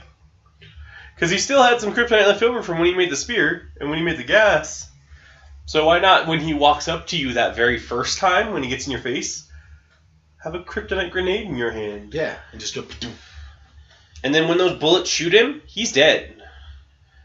Like, Superman's pissed here and wants to fight him knowing his mom's life is on the line. Yeah. I'm like, we're wasting time here, but okay, sure. I remember when they released this clip. I thought it was so cool. The problem with what they the positive, and this is a credit to DC, but in the stupidest way possible, is whoever makes their trailers is really good at not making the movie come through what it's actually going to be. Yeah. Like if you guys watch the trailer itself, it's like, oh, this is awesome, and you get to see, the little tease, and I remember like the idea of like them getting face to face, like, yeah, I know you, you know me, and this and that. It's pretty awesome, and I love this aspect. He's like, see, I'm smarter than you. Yeah, he certainly proves a point. Right in the face. That's fear. Okay, Scarecrow. You know what would have been awesome, though? Would have been mixing some of the fear toxin into that. Yeah. That would have been cool. Come on. Well, it's also, we talked about this with Man of Steel, how at least the rest of the Kryptonians were trained in combat. Mm-hmm. Where I'm sure Superman has no fighting background. Well, he's never had somebody actually, like... On his level, and that the fact that Batman took him to Batman's level, that's awesome. No, it is. Well, it's one of those, like, taking from The Dark Knight Returns. That's a cool scene, but this wears off real fast in these movies. Yeah. It's like, you understand that when you breathe something into your lungs, it stays in your system for a while, right? Yeah. Well, the fact, too, is I do like that little aspect of, like, when he is fighting him, then he starts punching him more and more, then all of a sudden Superman's, like, getting his strength back, he's like, oh, crap. Well, like, right here, he's like, oh, yeah, that didn't hurt. Huh. Boom. But, like, seriously, that lasted for, like, 20 seconds. Where's the other gas pump? Where's the other gas? Well, he's still feeling the effects to a certain degree. Not nearly as much. But no, this is the idea of the kryptonite gauntlet that he wears in some of the earlier fights. Like, that would have been so cool if he had that here. He's like, damn it. Hey. He said he could kill him in an instant if he wanted to. Why isn't he dead? I just love that, though. Punch. Okay. Oh. And Batman putting his hand up like, well. Yeah. I don't know. It's cool. But also, the moment that you shot that in his face, you should have loaded your next round. You shot him again? Not even shot him again. Just had it ready. I just like this part. Oh, damn it! I'm still a little curious as to why that actually did damage to him. Because, like, he jumped in the air and got hit with it, and then he fell, and he punched him like that as he fell. So, wouldn't it have to be his weight that is heavy enough to do that to the thing, not his force? Because he dropped on him. He didn't fly into him. This battle is taking everything. And the bathroom sink. He's like, gosh.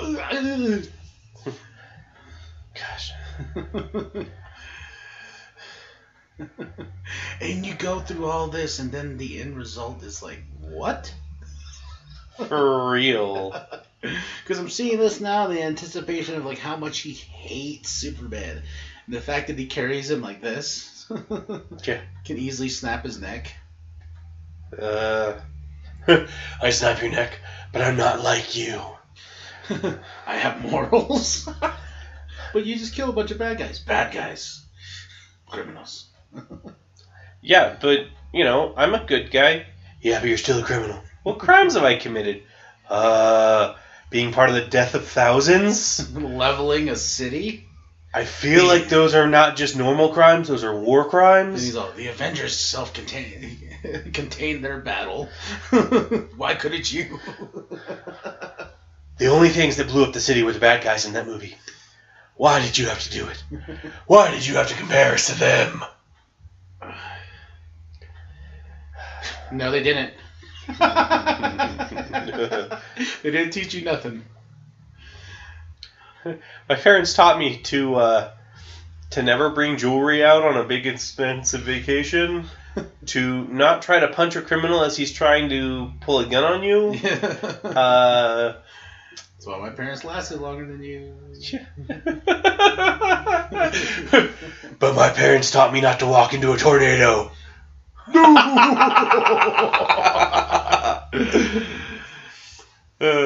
Tell me the world only makes sense if you force it to. Kryptonite. I think that's the tagline for this movie. It only makes sense if you force it to. Yeah. I would appreciate the poster much more if that was on it. That helicopter pilot's like, what? Say what? And she just hopped out of it. Like, yeah, I'll be back soon. Nope, we're out. What happens if I have important plot-related things I later have to do? Too bad? You don't matter.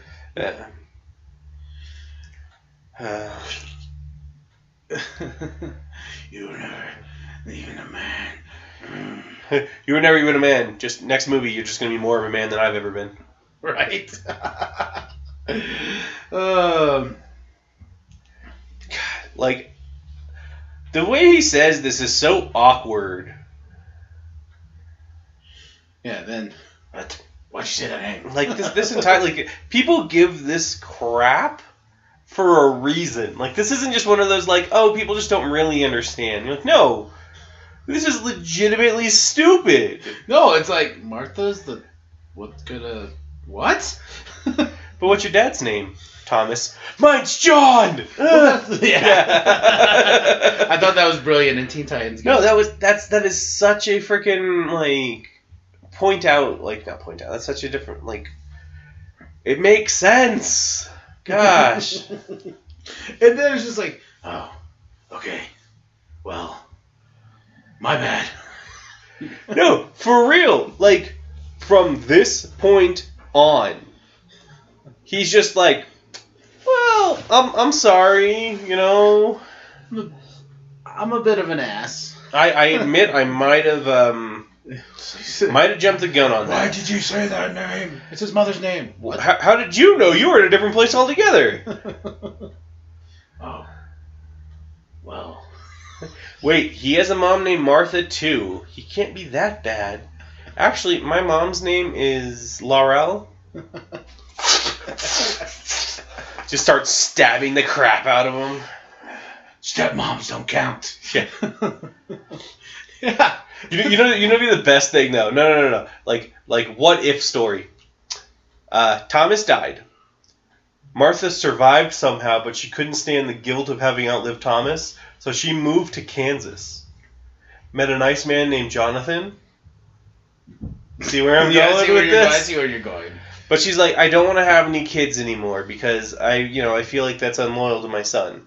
Timer. We got 10 minutes. We got 10 minutes in the last 50 minutes we've been watching. Yeah. God, what would that be? Now they're best friends. Yeah, I know, for real. It's just like, yeah, no, my mom's being attacked by Lex. She's like, Lex? I know that name. But he could say the most Batman thing here. He's like, I'll find her. Your mom won't die tonight. Why? Martha won't die tonight. She's already died one night. Wait, what? Nothing. We'll talk about this later. Puns intended. He changes really quick, too. Superman or Batman? Batman. I have a feeling that what he's wearing is an armor plating over his bat suit. The only thing he has to take on and take off is the cowl. Yeah, see? Boom. I love the Batcopter in this, though. Yeah, well, no, the Batplane. That I like it too. But that's what pisses me off more is that in the Battle of Metropolis, He could have just flown that stupid thing there. You know why he didn't fly it there? Why? Because the story required him to, and because it was daytime. I was like, I don't go out in day. That's Bruce Wayne's time. Okay, wait a minute. She picks up the staff. Spear. Staff. I bring upon you the staff of Raw. Sorry, Martha. Just automatically like, found her. just his Gatling gun goes firing through the window in a Martha shape. Everyone else in there's just dead, and there's like, should we try? I'd love for Batman to finish this movie being like, I don't kill people. What have you done this entire time? I've just knocked them out. Those aren't real bullets. They're rubber bullets. The car really exploded, though. Rubber bullets, not my fault. What kind of rubber are they? Exploding ones. They're C4 rubber bullets. But, wait, what? I always thought this was cool, too. He's like, Alfred, take over. I mean, I feel like that's just, like, that's the excuse to not have the stupid Batman and Batman Returns Batmobile where it's like, car, stop. Like when he's just calling the car. Yeah. Right here. One of the best scenes in the movie. No, next to the nightmare scene.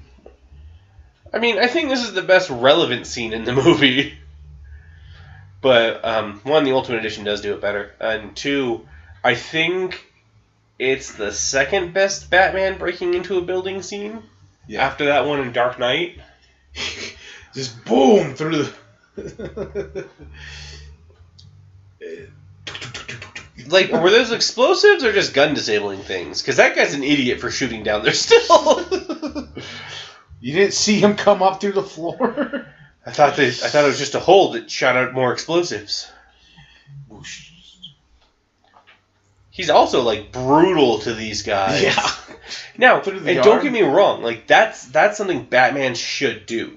Shoot a grappling hook through a guy's non-vital organ, or not vital organ, non-vital part of his body.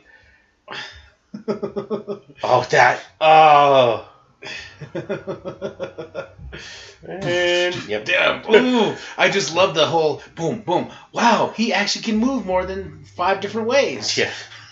But not with that. I didn't kill him. He dropped his own grenade.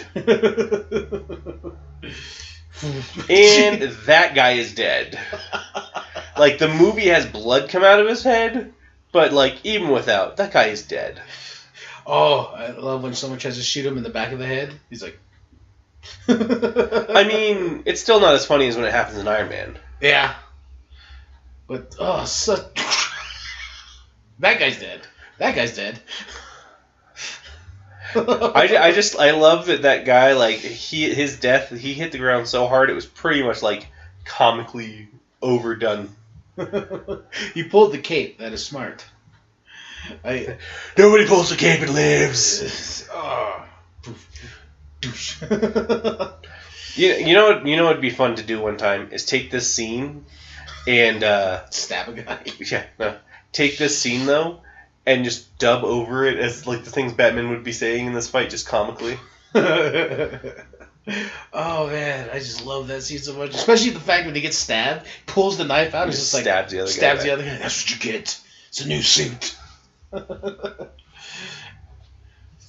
And then peekaboo. That was a little bit of a late reaction, bud. Yeah. I mean, if you shoot him in the head, won't that stop him? Yeah. I mean, we're being showed you're not opposed to just flat out ending someone. Like, you just literally threw a box at someone's head. Also, let's start the fire right next to Martha, and I'm sure she'll be fine. He had it planned. I do like how his cape is fireproof, but, like, that's something that only one of the movies ever even talks about. In Batman Forever? Batman Forever, when, like, it becomes this weird shield sort of thing. Yeah, when he pushes, like, then he comes out, and Two-Face is all, meow! Yeah. So, stupid move on her behalf.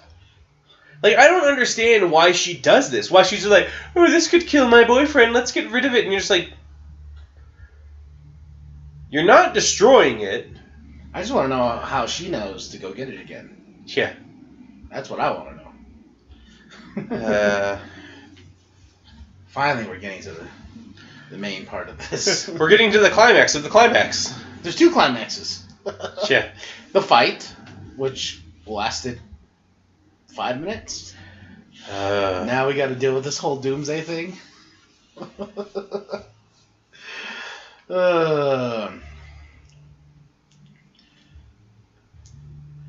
This is at this point.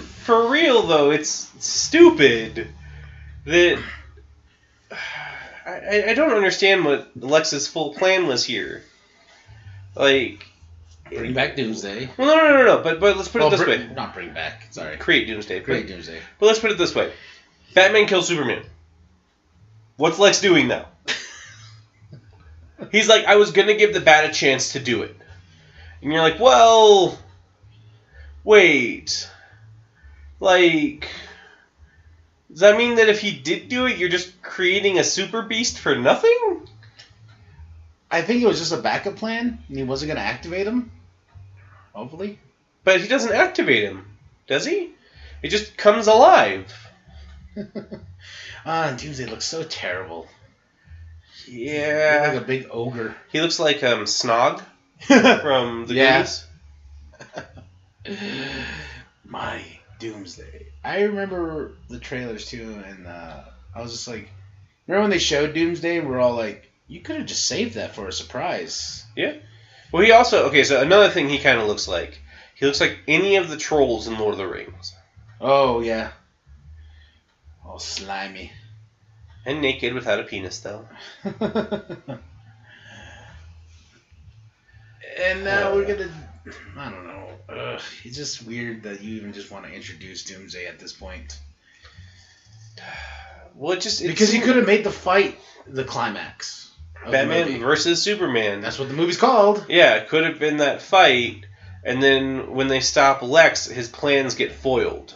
Yeah. Like a normal movie does. Oh, or you could have had Lex take over Superman's mind or Batman's mind, and that's why they fight. That would be a better premise than what they did here. Well, yeah, but it wouldn't be hard to be a worse premise than what they have here.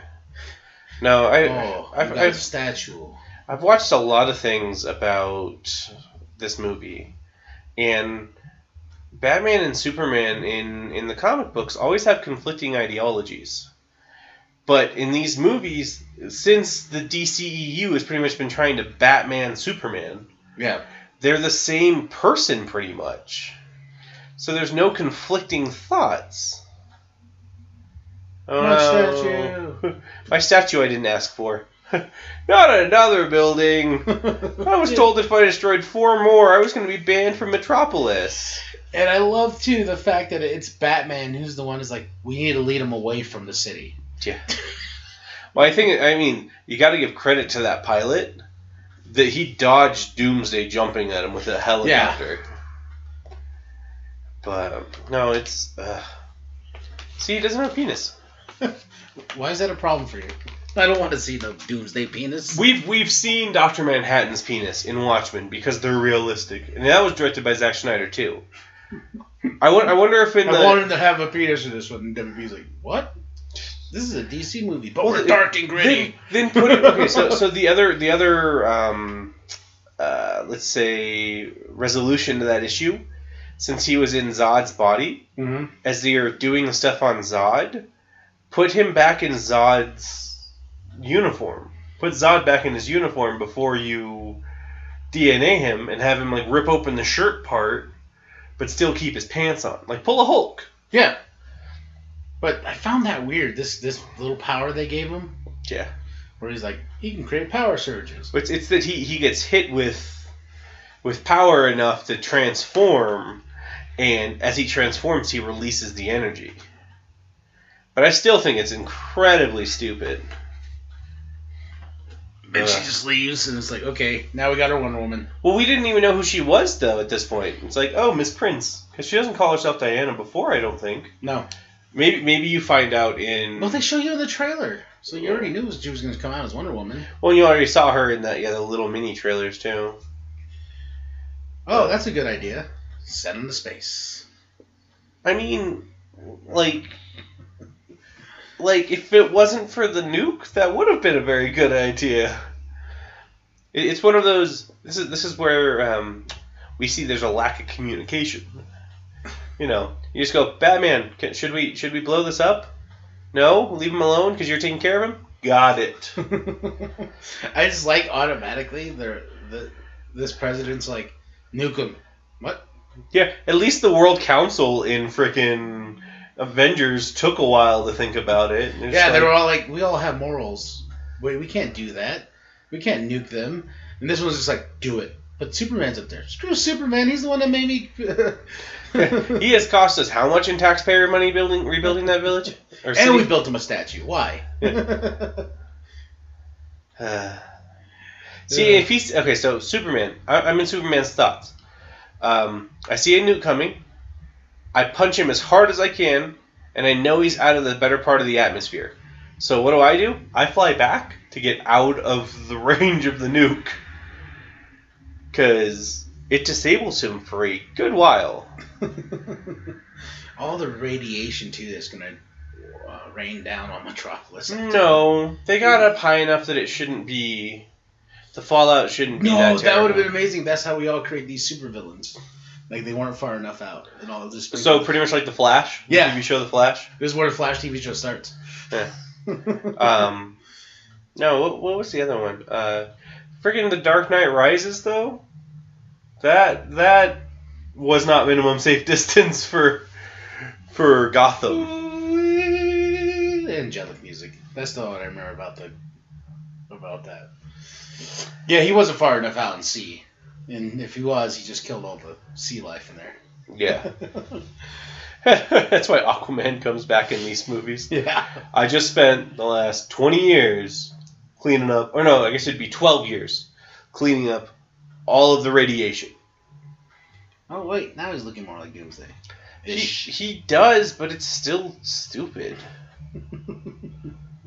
Like... You know, and that's the thing is, like, the way they introduce Doomsday in the comic books, I like more because it's a mystery. No, and he's just this random alien just shows up and just starts destroying everybody. I mean, better Doomsday situation, Death of Superman. You know. Yeah. And...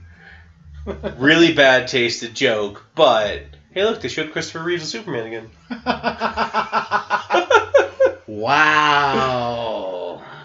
Get a little comments on that from the hater. If anyone ever watches these. Oh, they do. They secretly love them. Yeah. Growls. Groans. So something with Superman's heat vision and by default, I guess, Doomsday's, frickin', what was I gonna say? In the comic books, that power super drains their abilities. Like, you know, they have a certain amount of energy that they have, and the laser vision just drains it like crazy. But they don't treat... I don't think I've seen any form of Superman continuity, like movie-wise, even the animated ones, even touch on that fact. That, you know, he has a limited amount of power from the sun when it's night. So at night, if he overuses his heat vision, he can be drained.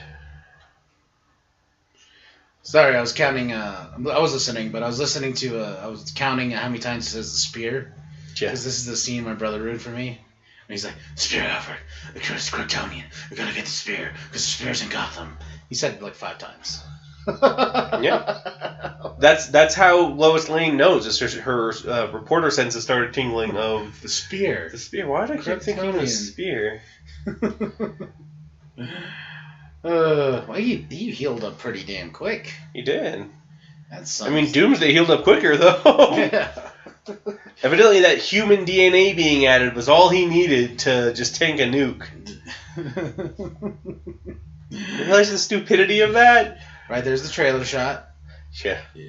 Like, it's just, oh, shit. I've dropped the F-bomb twice in this movie so far, so why not follow it with that?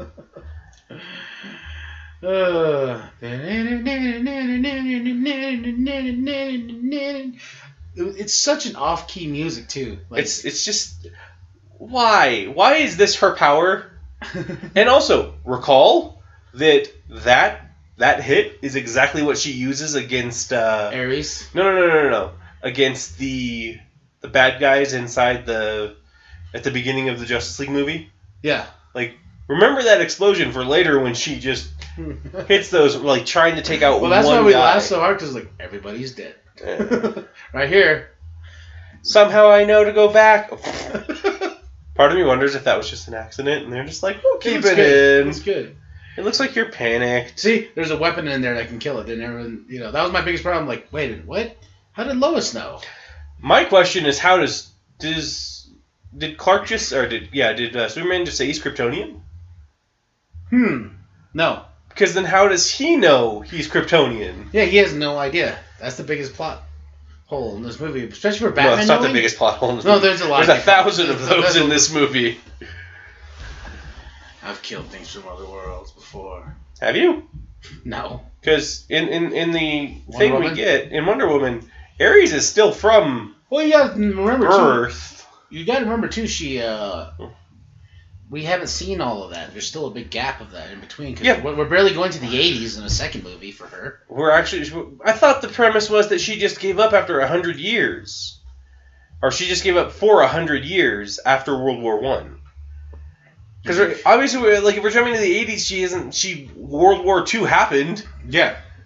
This is which war are they going into with the Vietnam or something like that? Well, no, that would have been the 60s. 60s? 80s and early 90s was Operation Desert Storm, I think. That'd be Battle in the Middle East. I can't get the song out of my head.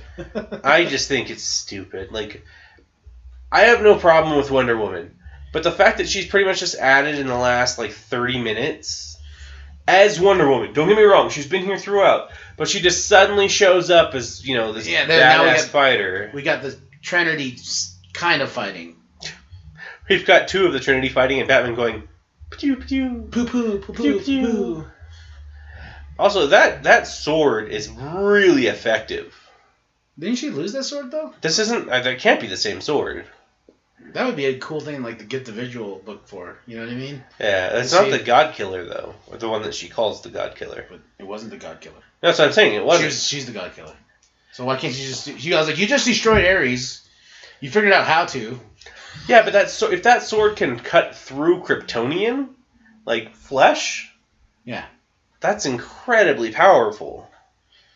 So maybe the next movie will explain where she got it from. I don't know. I don't like the idea of all of her movies being set in the past. I like it. She's not Wolverine. That doesn't like. Well, Wolverine jumps to the present. Yeah. Then it jumps to the future. Jumps to the past in that one too. Yeah. So. But I'm just saying, this would be such a cooler visual if we had any, like, depth behind it. This scene is just like, oh.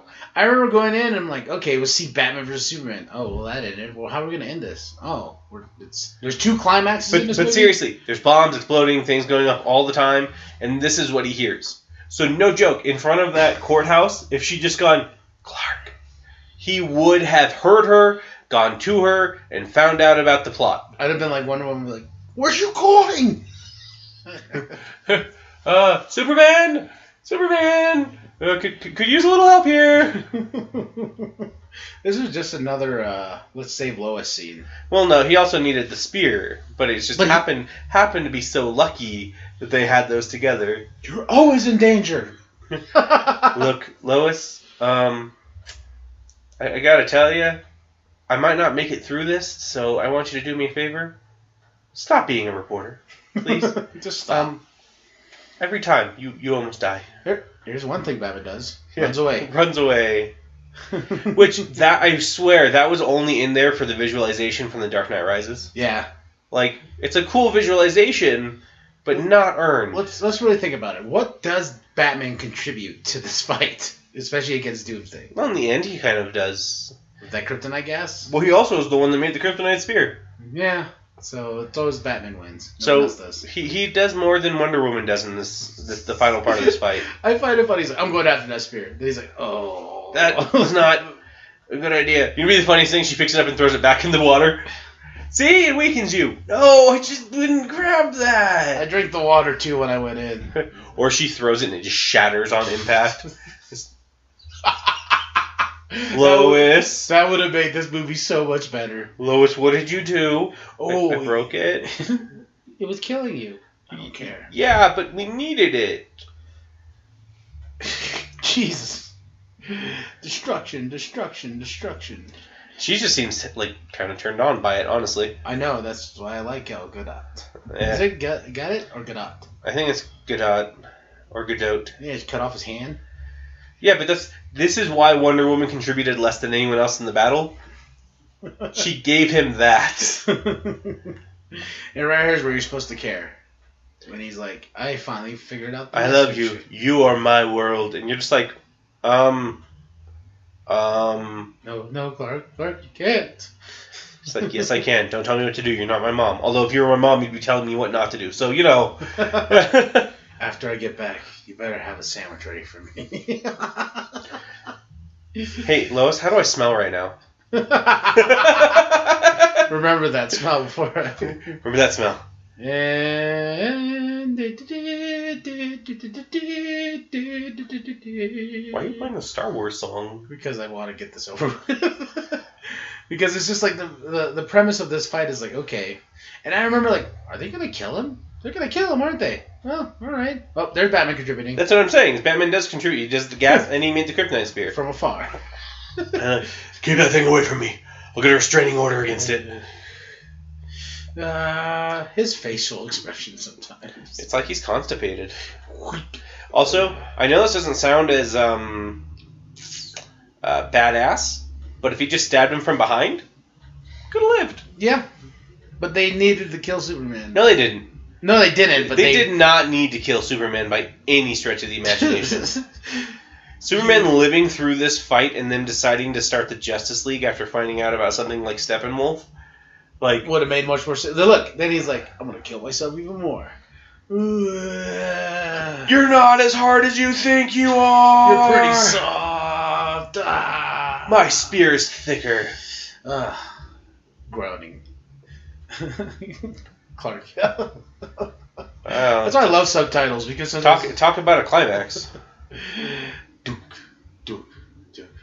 And he fell on the spear, which is still glowing inside of him for some reason. I just remember being like, okay, so you want to build a universe, yeah? Well, why'd you kill Superman? Yeah. Well, because we have Doomsday and we have to make a tie-in. No! Again, didn't need Doomsday. Did not need Doomsday. You know who they should have gotten? Who? They should have gotten Nuclear Man. Ooh. With the Lee nails? With the Leon press-on nails? Yeah. Just, I've heard of that. It scratches it. Ah! But no, like, I don't care. I really just don't care that Superman is dead. What? You have no heart. I mean, neither does he, but, you know, not making a point about it. And also, Bat was like, my best friend. He's the only person who ever cared about me.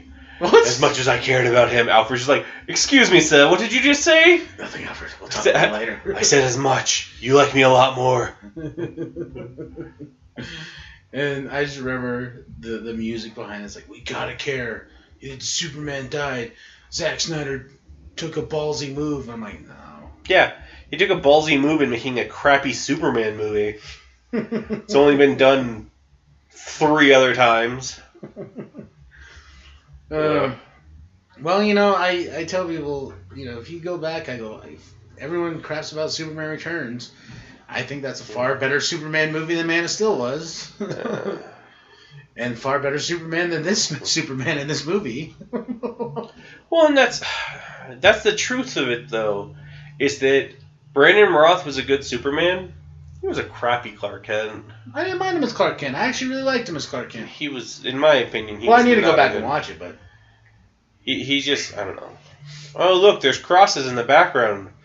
I wonder what that's symbolizing for the 17th gajillion time in these movies. Religious much? Uh, Da, da, da. you know, it'd be really the funniest thing What? is if this was actually Jesse Eisenberg getting shaved. Like, okay, we're just gonna fake shaving your hair and put it in post, and they start really shaving it. And he's just like, guys, Guys, what are you doing? No, what are you doing? I like that prison went to the whole aspect of even just like getting a razor shaving his head. Like I was like, oh, you could have just shaved his head. Like no, we need the visual aspect. Well, because now he looks like Lex Luthor. do you remember what was the movie? Then Yeah, no, just randomly Clark Kent, who looks exactly like Superman, died that night. they need to explain it. But where are all these people? Who are all these people? I closed the IHOP and told them that we were having IHOP at Martha Kent's today because I'm Superman's only friend from Smallville, and I wanted And he's more not even people. shown in this movie. No. Oh no, the picture of Pa Kent. I wonder if he's killing horses in that scene. Sniffles.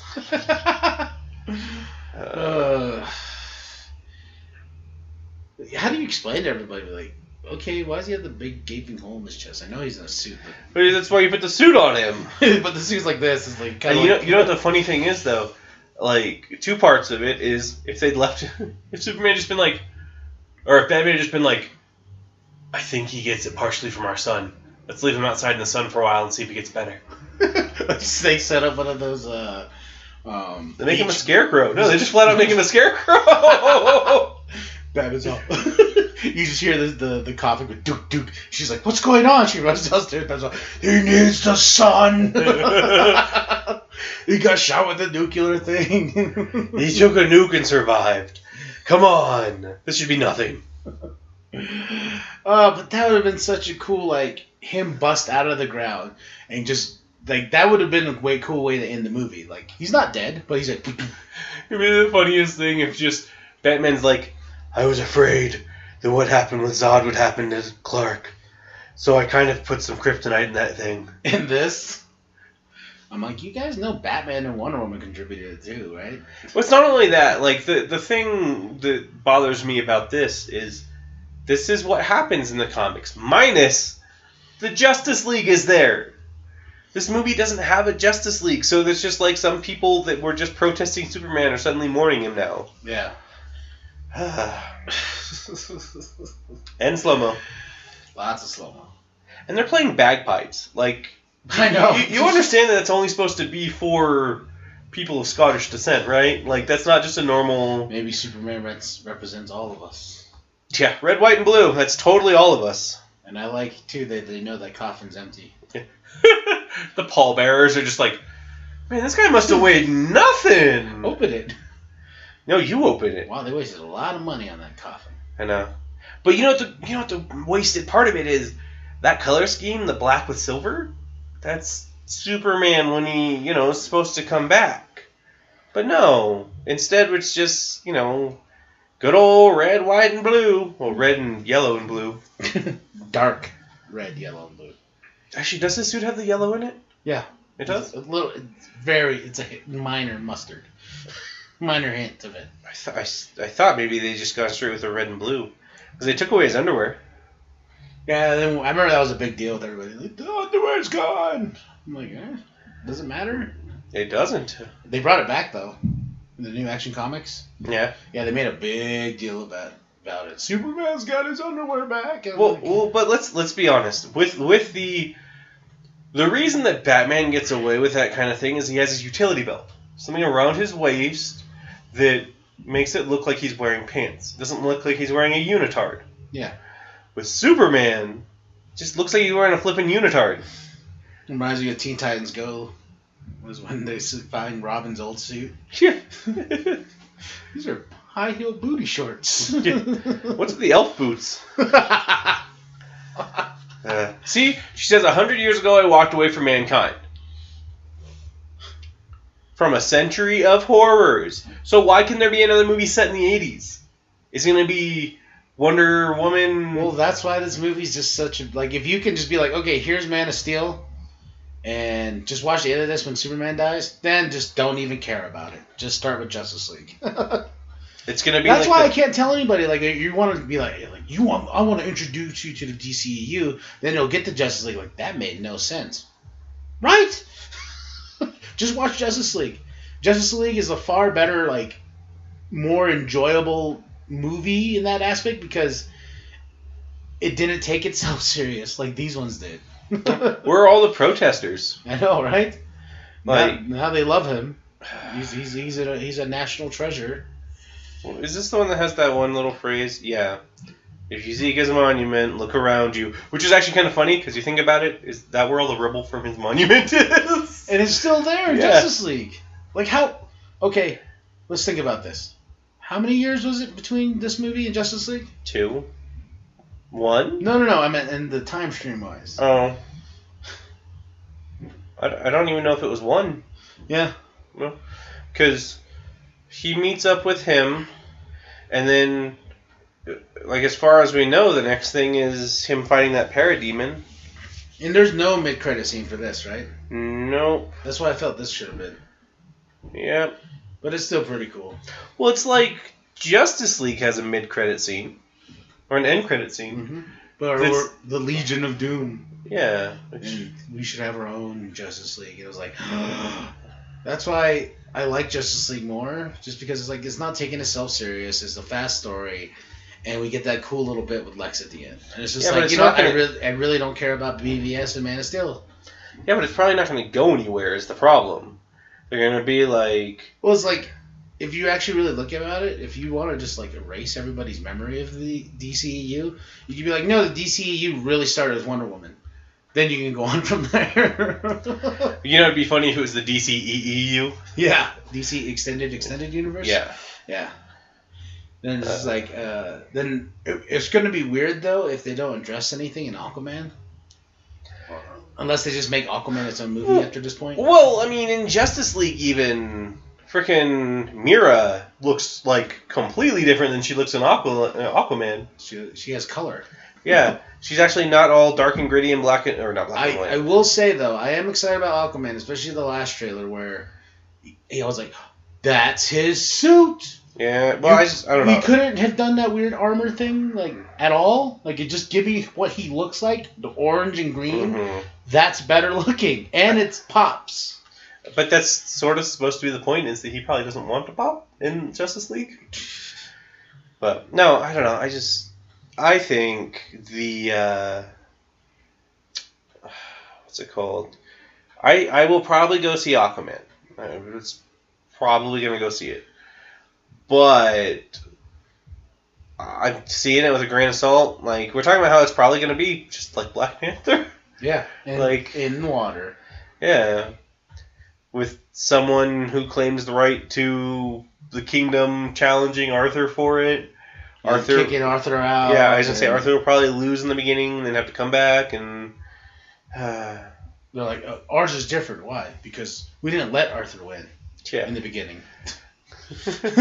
Well... there isn't a blood ritual that chooses who the person is next in line after the king dies. It's just Arthur. Know, that was a lot of people's problem with that, too. With Black Panther? With him winning in the beginning and not earning his king. I was just like, no, I like that. Then he loses it. That's what makes it much more... What do you mean not earning it? He earned it. He fought against M'Baka. Yeah, but... I don't know. People... We'll get onto that later, but right here... So this is such a Bryan Singer thing. A little bit of a tease. A little bit of the tease where the dirt starts to rise at the end. Like, it's just like X3, where Magneto at the very, very end is trying to move the thing. And he's like... And you see just wiggle. And you're just like, but... we're done. But why? And with that, we have reached the end of BVS. So, what did you think, Flix? I mean, I'm glad it's over, but I feel like watching the Ultimate Edition might have been a little... More satisfying. More satisfying. This was just, I don't know, like, the fact that we've seen the full one just makes this one all the more worse. Like, it jumped through probably like the first half hour of the movie was at least 10 minutes of the extended scenes that they added.